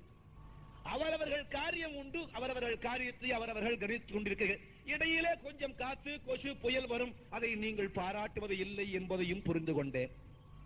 அந்த அளவுல படுக்கிறது எங்க? ஒவ்வொருத்தரும் வீட்டுக்கு போனா சரி, குருஜி பூஜை அறைக்கு வாங்க, போய் பார்க்கிறேன். அவங்க பூஜை அறையை மட்டும்தான் காட்டுறாங்க. என்ன பொல்லாத்தனம்! நான் விடுவேனா? உட்கார்ந்துகிட்டே கேட்பேன், எத்தனை ரூம்? 3 ரூம், ஒரு கிச்சனுங்க, 2 ரூம், ஒரே ரூம் தான், அதை அட்ஜஸ்ட் பண்ணிக்கிறான். பார்த்தா இது இது இது படுக்கிறாருங்க, இது பிள்ளைங்க படுக்கிறாரு, இது நான் படுக்கிறாரு. படுக்கிற அறை, படுக்கிற அறையில தானே போய் படுத்துக்கிற. சோபா போட்டிருக்கிற லிவிங் ரூம்லயா படுக்கிற? இல்லையே.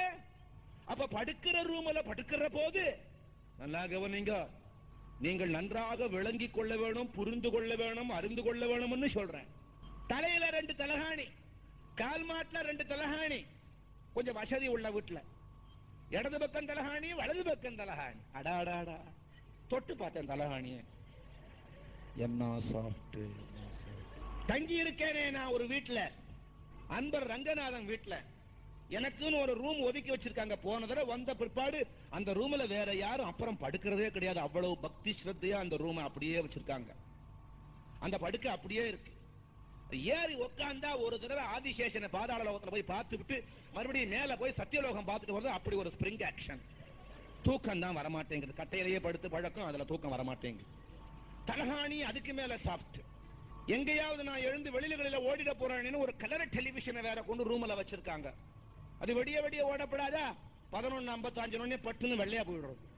நான் கதையை முடிச்சு அங்க போறதுக்கும் அது கதை முடியறதுக்கும் சரியா இருக்கு. என்ன அழகான படுக்கை அறைகள் எல்லா வீட்லயும் இருக்கு தெரியுமா?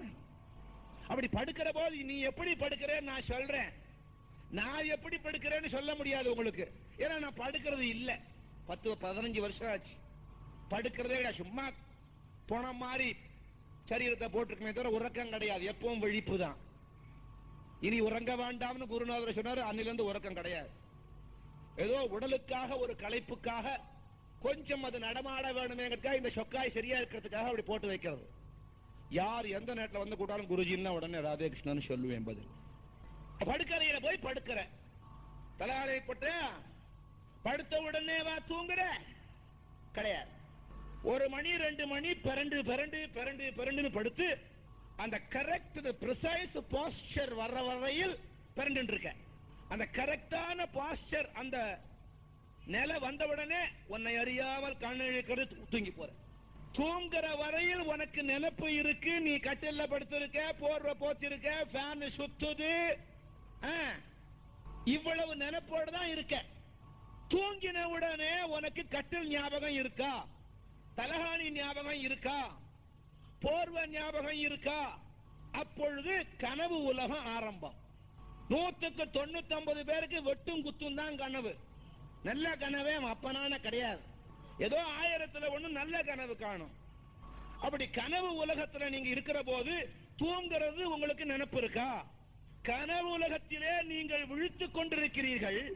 ஆனா உண்மை உலகத்திலே நீங்கள் உறங்கிக் கொண்டிருக்கிறீர்கள். நன்னா கவனிங்க என் வார்த்தையே. ஒரு நாளைக்கு இந்த குருஜி இந்த சரீரத்தை விட்டு போயிடுவேன், சமாதி ஆயிடுவேன். நான் சொன்ன வார்த்தைகள் இந்த உலகத்தை விட்டு போகாது, உங்கள் உள்ளங்களை விட்டு போகாது. கனவு உலகத்திலே நீங்கள் விழித்துக் கொண்டிருக்கிறீர்கள். ஆனால் உலக அனுபவத்திலே நீங்கள் உறங்கிக் கொண்டிருக்கிறீர்கள். விழிச்சுக் கொண்டிருக்கிறவனுக்கு தான் தெரியும் நீ உறங்கிக் கொண்டிருக்கேன்னு. உறங்கிக் கொண்டிருக்கிற உனக்கு விழிச்சுக் கொண்டிருக்கிறவனையும் பார்க்க முடியாது, நீ உறங்கிக் கொண்டிருக்கிறதும் தெரியாது. அதுபோல் அறியாமையை விலக்கி ஞானம் பெற்ற ஞானிகள் விழித்துக் கொண்டவர்கள். அறியாமையிலே சிக்கி மாயையிலே உண்டு இருப்பவர்கள் உறங்கிக் கொண்டிருப்பவர்கள். நீங்கள் உறங்கிக் கொண்டிருக்கின்றீர்கள் என்று மகான்களுக்கு தெரியும். ஆகையினால் தான் தட்டி எழுப்புவார்கள் நல்லதை உங்களுக்கு கூறி. அப்பமும் எழுந்திருக்க மாட்டேன்னா அது உன் தலையெழுத்து. ஆக நீ உறங்கிக் கொண்டிருக்கிற கனவு உலகத்துல. நீ கனவு காண்ற பொழுது நீ கட்டில்ல இருக்க, படுத்துக்கிட்டு இருக்க, போத்திக்கிட்டு இருக்க, ஃபேன் சுத்துது என்ற எண்ணமே உனக்கு கிடையாது. அந்த கனவுல திடீர்னு ரயில பிடிச்சி சிங்கப்பூர் வந்து ரயில் மெட்ராஸுக்கு போவது தண்ணி மேல. கனவுல என்ன ஒன்னாலும் வரும். நீ மெட்ராஸுக்கு போய் அங்க போய் பார்க்கிற, மெட்ராஸ்ல நீ பேசிட்டே இருக்கிற போது ஆஸ்திரேலியாவில் இருக்கிற மாதிரி உனக்கு தோற்றம். ஆறு, ஏரி, குளம், குட்டை, கடல், அறிந்த மனிதர்கள், அறியாத மனிதர்கள். சில பேரை வந்து பாம்பு கடிக்குது. விளையாண்டான் சொன்னான் நேற்றுக்கு, குருஜி ஒரு கனா கண்டேன். என்னடா கண்ட? ஒரு பெரிய பாம்பு வந்தது சாமி கோயில் இருந்து. அது ஆணு வாயை திறந்து என்ன கடிக்க வந்தது. நான் கொண்டு அந்த வாய்க்குள்ள கைய வச்சேன். அது நன்னா கவ்விக்கிட்டது. முடிச்சு பார்த்தேன் குருஜி, என் வாய்க்குள்ள கைய வச்சுக்கிட்டு இருக்கேன். நான் பொய் சொல்லல, ஏதோ சத்தியமா சொல்றேன், பின்னால சாட்சி. இந்த மாதிரி எல்லாருக்கும் கனவு ஏற்படுறது வழக்கம். அந்த கனவு ஏற்படுகின்ற பொழுது நீங்கள் உறங்கிக் கொண்டிருக்கிறீர்கள் என்ற நினைப்பு உங்களுக்கு இல்லை. அப்போ கனவு காண்ற பொழுது நிச்சயம் போலதானே உங்களுக்கு தெரிகிறது.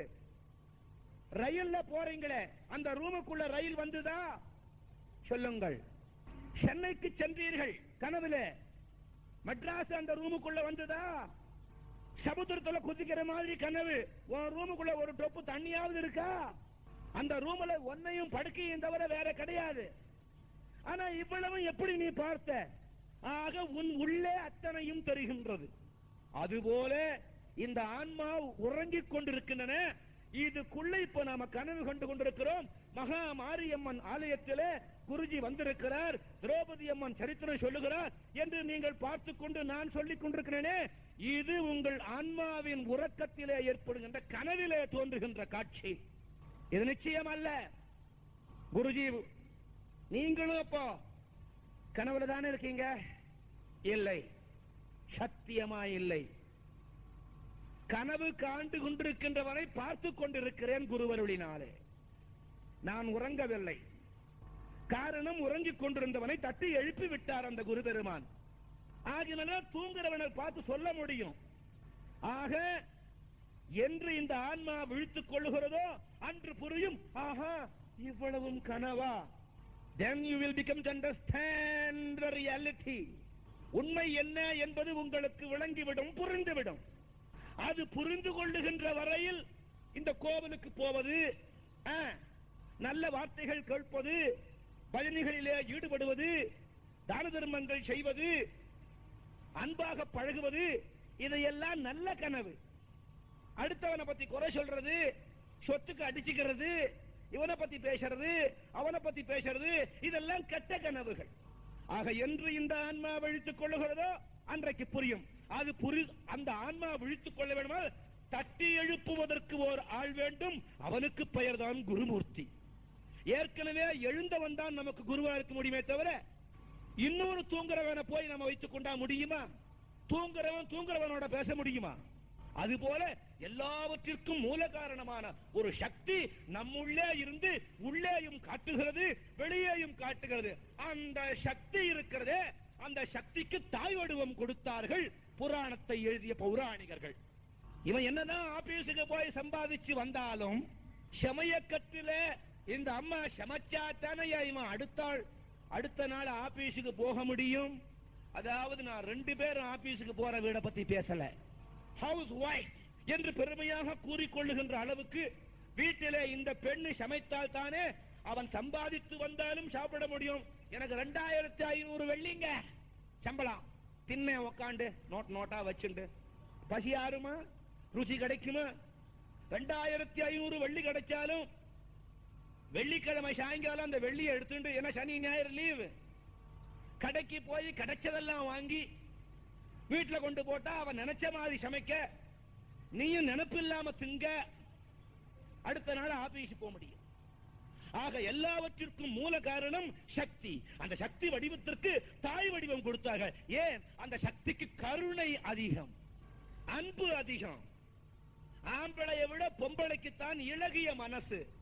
ஒரு பையனுக்கு ஒரு காரியம் ஆகணும்னா அவங்க அப்பங்கிட்ட போய் நேர கேட்கட்டும், கிடைக்குமா? அம்மா வேணும். கோபம் வந்தாலும் குத்துறதுக்கு அம்மா வேணும். அப்பங்கிட்ட நடக்குமா? அம்மா ஊர்ல இல்லைன்னா சோபா காலி, அத குத்துவான்.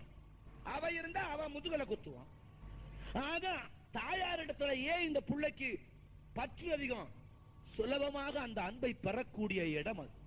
10 மாசம் வயிற்றில் இருக்கிற பொழுது அந்த தாயானவள் இந்த குழந்தை நல்லபடி இருக்க வேண்டும் என்று எப்படி மருந்து சாப்பிடுறா, எப்படி உடம்பு பாதுகாக்கிறா? தான் நன்றாக இருக்க வேண்டும் என்றா? இல்லை, தன் வயிற்றிலிருந்து பிறக்க போகின்ற அந்த குழந்தை நன்றாக இருக்க வேண்டுமே என்று. அதனால தாய் குலத்திற்கு என்றுமே மதிப்பும் பெருமையும் அதிகம். யாராவது ஏதாவது வம்பு பேச ஆரம்பிச்சா கூட பொம்பளைய வச்சுதான் இன்னைக்கு பேசுறானுங்களே தவிர ஆம்பளைய வச்சு எவனாவது பேசுறானா? வம்பு பேசுறதுக்கும் இந்த பொம்பளைங்கன்னா இவனுக்கு கிடைக்கிறானுங்க. ஏன்? அவர்கள் எதையும் தாங்கும் இதயம் உடையவர்கள். இவர்கள் பக்தியினாலே, அன்புனாலே, உள்ளத்தினாலே, உருக்கத்தினாலே நிகழ்ச்சி எங்க இருந்தாலும் முன்னாலேயே போய் இடம் பிடிக்கிறாங்க. இதை நல்ல எண்ணத்தோட எடுத்துக்கிறவன் எத்தனை பேரு? சில பேர் நினைச்சுமா, குருஜி ப்ரோக்ராமா ஒரே கலர் தான், கலர்ஃபுல், ஒரே பொம்பளை கூட்டம் தான், அப்படி பேசுறவனும் உண்டு. இது உலகம். இதையும் பார்த்து கொண்டு இந்த வேடிக்கையை பார்த்து குருஜி சிரிச்சு கொண்டு இருக்காரே தவிர வருத்தப்படுவது கிடையாது. அறியாமையினுடைய அவலட்சணம் அது. ஆக ஒரு பேசுவதுனாலும் தீங்கு பேசினாலும் இவனுக்கு பொம்பளை வென்றிருக்கு, நல்லது பேசினாலும் பொம்பளை வென்றிருக்கு. ஒரு காரியம், ஒரு கோயில், குளம், தர்மம், டொனேஷனுக்கு போய் நிக்கிற ஐயா, கோவில்ல சில காரியங்கள்லாம் செய்ய வேண்டியிருக்கு, அதுக்கு கமிட்டியில இருந்து வந்திருக்கோம் டொனேஷன், நீங்க நாளைக்கு வாங்க. வீட்டுல அவ இல்ல, ஊருக்கு போயிருக்கா, வரட்டும், அது கேட்டு சொல்றேன். வந்த பிற்பாடு சொல்லுவான், ஏங்க இதுக்கு நான் வரணுமா? கொடுங்க. வேண்டி எவ்வளவு கொடுக்கட்டும்? 100 வெள்ளி கொடுங்க. 100 வெள்ளி எனக்கு கிடையாது, 25 போறோம். இங்க பாருங்க, சாமிக்காரிங்க பாருங்க, அவள் தூண்டுவள். தாய்களுடைய தூண்டுதல்னால் தான் இன்னைக்கு தர்மமே நிற்கிறது. ஆக இந்த குழந்தைக்கு அப்பங்கிட்ட காரியத்தை நேர சாதிக்க முடியாது. ஒரு பேனா வேணும். அப்பா கிட்ட போய் கேட்டா உடனே கிடைக்குமா? அப்பா என்னடா, உடனே எரிஞ்சு விழுவான். அவன் தான் பெத்தான், அதை மறந்துடுவான். அப்போ பேனா வேணும். பேனாவோட அருவேட்டா பயல, போன வாரம் தானே ஒரு பேனா வாங்கி கொடுத்தேன், அது என்ன பண்ண? அது எங்கேயோ போயிடுச்சுப்பா, நீயும் போய் தொலை.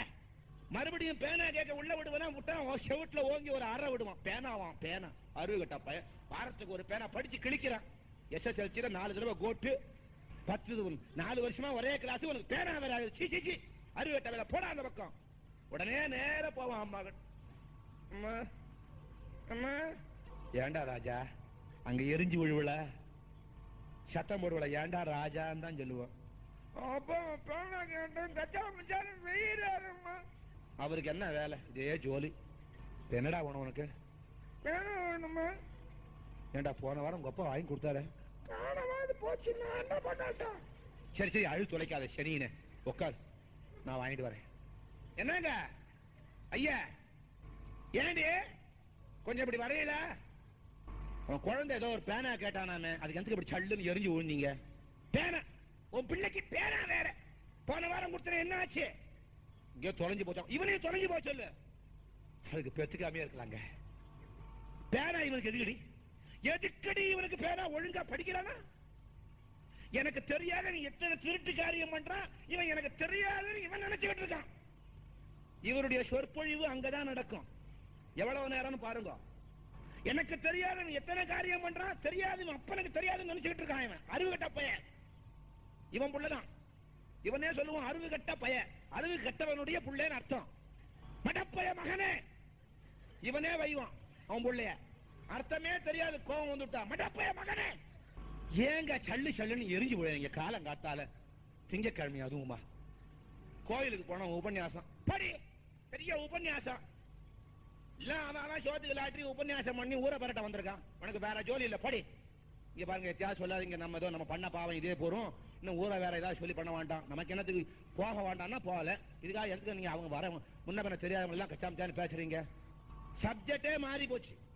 அது சரி, பேனா சொன்னேனே கொடுக்க மாட்டேன். ஏங்க சொன்ன உடனே பய ஆஃப் ஆயிடுவான். சரி சரி, இந்த வாங்கி கொடுப்பேனா நீ. ஆக தந்தையினிடத்திலே நடக்காத காரியத்தை தாயின் வழியாக ஒருவன் சாதித்துக் கொள்ளுகிறான். காரணம், அங்கே சக்தி அதிகம். ஆகினால்தான் இந்த உலகம் அனைத்துமே ஏதோ ஒரு சக்தியின் காரணமாக நடைபெற்றுக் கொண்டு இருக்கின்றனவே தவிர நம்முடைய சாமர்த்தியத்துல பொம்மை தான் கோபுரத்தை தாங்குவது என்று எண்ண வேண்டாம். கோபுரத்தை பார்த்தா பூதம் பொம்மை அப்படி கையை தூக்கிட்டு நிற்கும். முதல்ல கோபுரத்தை கட்டிவிட்டு அப்புறம் தான் பொம்மையை பண்ணி அதுல வச்சு ஒட்டுவான். ஆனால் பார்ப்பதற்கு அந்த பொம்மைய கோபுரத்தை தாங்குற மாதிரி இருக்கும். பொம்மையா கோபுரத்தை தாங்குகின்றது? ஏதோ ஒரு அஸ்திவாரம் கண்ணுக்கு தெரியாத ஒண்ணு பூமிக்கு அடியில இருக்கு.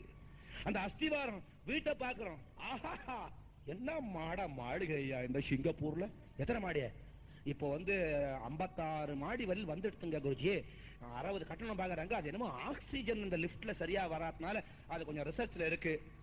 56 மாடிய மேல பாக்குறோம். அடேயப்பா, எத்தனை மாடி, என்ன லிப்ட், என்ன விஷயம்! ஒரு பயலுக்காவது அந்த பில்டிங்கினுடைய அஸ்திவாரம் நினைப்புக்கு வருதா? 56 மாடி கட்டணமான அந்த அஸ்திவாரம் பலமா இருந்தாதான், அஸ்திவாரம் இருந்தா தான் 56 கட்ட முடியும். 56 மாடியை மேல் நோக்கி பார்க்கிறவன் அதற்கு ஆதாரமான அஸ்திவாரத்தை மறப்பது போல உலகத்தின்பால் நடக்கின்ற சுகதுக்கங்களை பார்க்கின்ற நமக்கு இதற்கு மூல காரணமான பரம்பொருளான சக்தியை மறந்து விடுகிறோம். அதை மறக்க கூடாது. அந்த சக்தியினுடைய ஒரு அம்சம் தான் திரௌபதி. சாட்சாத் மகாலட்சுமியினுடைய அம்சம். ஒரு சமயம் சும்பன் நிசும்பன் என்ற அரக்கர்கள் எம்பெருமான் நாராயணன் வைகுண்டத்திலே படுத்திருக்கிறார். அவன் காதிலிருந்து கொடைச்சல் ஏற்பட்டது. காதை உதறினார். அங்கிருந்து சும்பன் நிசும்பன் என்று 2 அரக்கர்கள் வெளிவந்து விழுந்தார்கள். உள்ளே எப்பொழுதும் குறுகுரு என்று பண்ணி குறும்பு பண்ணி கொண்டே இருந்தார்கள்.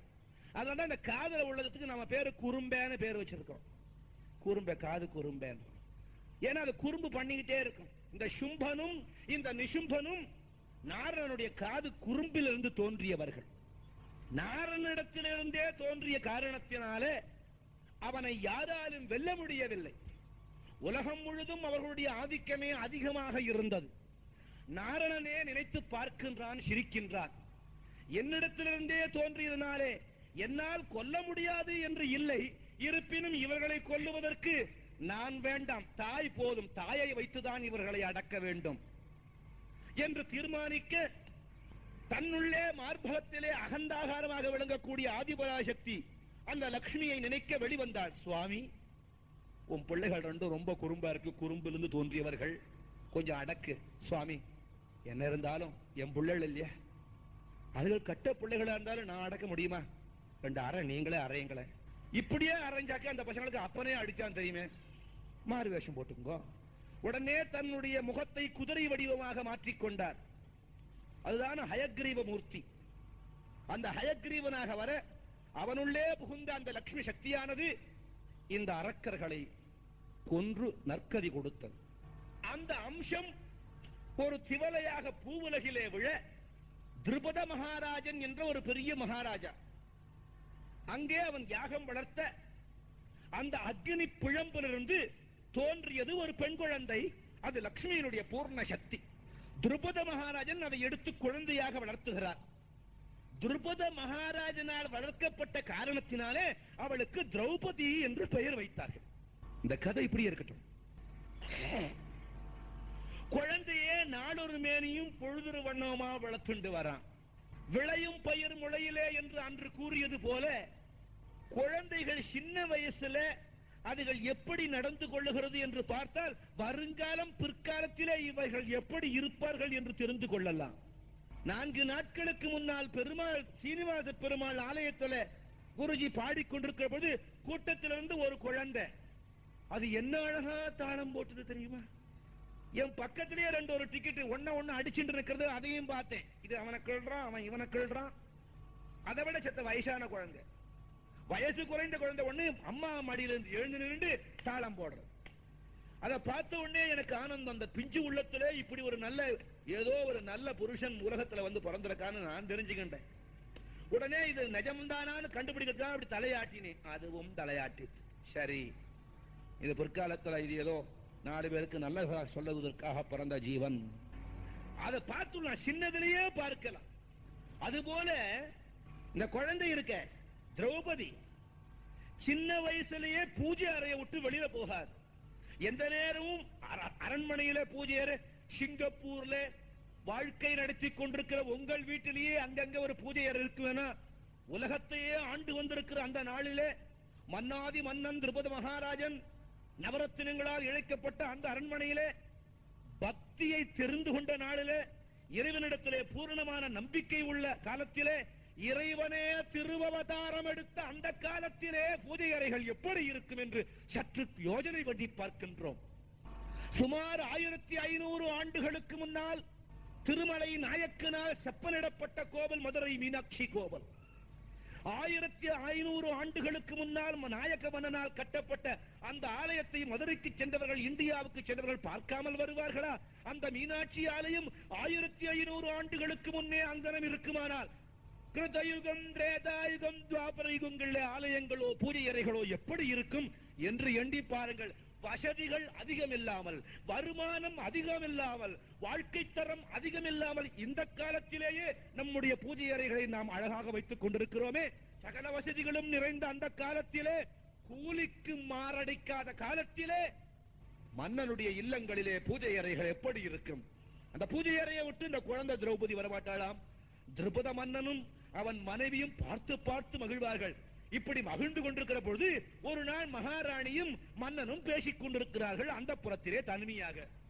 தேவி, சுவாமி அழைத்தீங்களா? தேவி, இறைவனுடைய கருணையினாலே அக்னியிலிருந்து தோன்ற இந்த குழந்தை நமக்கு கிடைச்சிருக்கு. நாம் பெற்ற செல்வமாக இதை வளர்த்து வருகிறோம். இந்த வயசுலயே பார்த்தியா, இதுக்கு 3 வயசு தான் ஆறும். செக்கச்சவேறு பாவாடை கட்டி, உடலெல்லாம் மன்னனுடைய மகள் என்று சொன்னால் ஆபரணங்கள் கழுக்கணுமா? சாதாரணமான வாழ்க்கை நடத்துகின்ற உங்களுடைய குடும்பங்கள்ல பசங்களுக்கு என்ன பண்றீங்க? ஒரு பேண்ட் சொக்கா வாங்கி தரீங்க. அதே பொன் குழந்தையா இருந்தா பாவாடை தாவணி ஃப்ராக்கோடவா நிறுத்துறீங்க. காது குத்தி, காது குத்தல் ஒரு ஃபங்க்ஷன், அதுக்கு ஒரு தங்க கம்பியை மாட்டி, அது கொஞ்சம் ஓட்ட பெருசான உடனே அதுல ஒரு ஜிமிக்கியை தொங்க விட்டு, அதுக்கு ஒரு வைரத்தோடு, கழுத்துக்கு ஒரு நெக்லஸ், வளையல். கல்யாணம் ஆனா மூக்கு குத்த வேண்டிய அபிப்பிராயம் புருஷனுக்கும் இருந்து பிறந்த வீட்டுக்கும் இருந்தா மூக்கையும் குத்தி ஒரு பேசரி. நகை நட்டு புருஷனா போட்டுக்கிறான். பெண்களுக்கு தான் அதிகம். ஏண்டா அவர்களுக்கு நகை போடுறான்னா, இவன் என்றும் நகைத்துக் கொண்டிருக்கணுமானா அந்த அம்மாவுக்கு நகை போடணும். அவ ஏதாவது கேட்டு இவன் இல்லைன்னா நகை இல்லை, நகை அங்கு இல்லைன்னா இவனுக்கும் நகை இல்லை. ஒரு வளையல் கேப்போ, பண்ணி போடட்டும் முத்து வளையல், அவ முத்து வளையல் தான் கேப்பா. அதுக்கு கான்ட்ராஸ்டா ஒரு பவட நெக்லஸையும் வாங்கி கொடுக்கட்டும். ஐயோ, இந்த பயலுக்கு நடக்கிற உபச்சாரம். ஏங்க காபி சாப்பிடுறீங்களா? இப்பதான் சாப்பிட்டு இருப்பான் பவட நெக்லஸ் பண்றது. ஆக பெண்களுடைய கண்களிலே நீர் வராமல் பார்த்து கொண்டிருக்கிறவனுக்கு என்றுமே அமைதி உண்டு. அம்பாள் பராசக்திகளுடைய வடிவங்கள் அவர்கள். தவறான கணக்கு போட்டு அவர்களை எடை போடக்கூடாது. பார்க்கும் இடமெல்லாம் நீக்கமர பராசக்தியினுடைய வடிவங்கள் என்று எண்ணுவோமானால் அமைதி நிச்சயம் கிடைக்கும். பெண்களை அழவிடுகின்ற வீட்டுகளில் நிம்மதி இருக்கான்னு நான் சொல்ல வேண்டாம், அவரவர்கள் அனுபவத்தில் இருந்தால் தெரிந்து கொள்ளுங்கள். குருஜி, நீங்க பாட்டு சங்க ஊதிட்டு போயிடுவீங்க மெட்ராஸுக்கு, தபோவனத்துக்கு. குருஜியே சொல்லியிருக்கார், பவழ நெக்லஸ் என்னாச்சு கேட்பாங்களே. 1000 வெள்ளியில 450 வெள்ளி வாடகை போகுதே, 100 வெள்ளி பெட்ரோலுக்கு போகுதே, பிள்ளைங்க வேற இந்தியாவில் படிக்குது, அதுக்கு வேற அனுப்பணுமே. பவழ நெக்லஸ் வாங்க முடியுமா? பயப்படாதீர்கள். பெண்களுக்கும் தெரியும் தன் கணவனுக்கு என்ன சம்பளம், எவ்வளவு செலவு இருக்கு. ஆகையால் பவள நெக்லஸ் கேட்கலாமா வேண்டாமா என்று அவர்கள் யோசித்துத்தான் கேட்பார்கள்.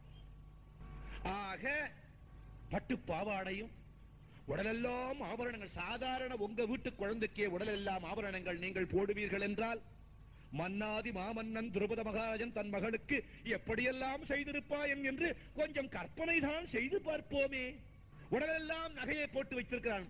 அருண கிரணஜாலை ரஞ்சிதா சாவகாஷா விதுர்த ஜபபடிகா புஸ்தகா அபீதிகஸ்தா இதர கரவராஜ்யா புல்ல கல்ஹார சம்ஸ்தா நிவாசது ஹிருதிபால நித்ய கல்யாணசீல என்று சாட்சாது காஞ்சியிலே வாழும்படியான எந்த காமாட்சி உண்டோ அவ சின்ன குழந்தை வடிவம் எடுத்துட்டு ஜல்லு ஜல்லுன்னு கால்ல சலங்க போட்டு நடந்து வந்தா எப்படி இருக்குமோ அப்படி இருந்தாலும் திரௌபதி.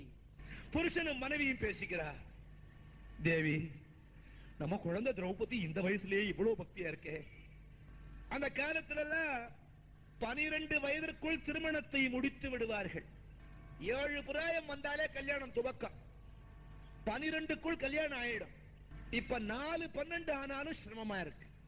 எத்தனையோ பெண்கள், எனக்கே ரொம்ப கவலையா இருக்கு. சில தாய்மார்கள் வந்து, குருஜி என் பொண்ணு கல்யாணம் ஆகணும், ஆசீர்வாதம் பண்ணுங்க. நான் முதல்ல கேட்பேன், என்ன வயசு? 35, 36, 40. பெற்றவர்களுக்கு தான் அந்த கஷ்டம் தெரியுமே தவிர மற்ற குழந்தைகளுக்கு தெரியாது.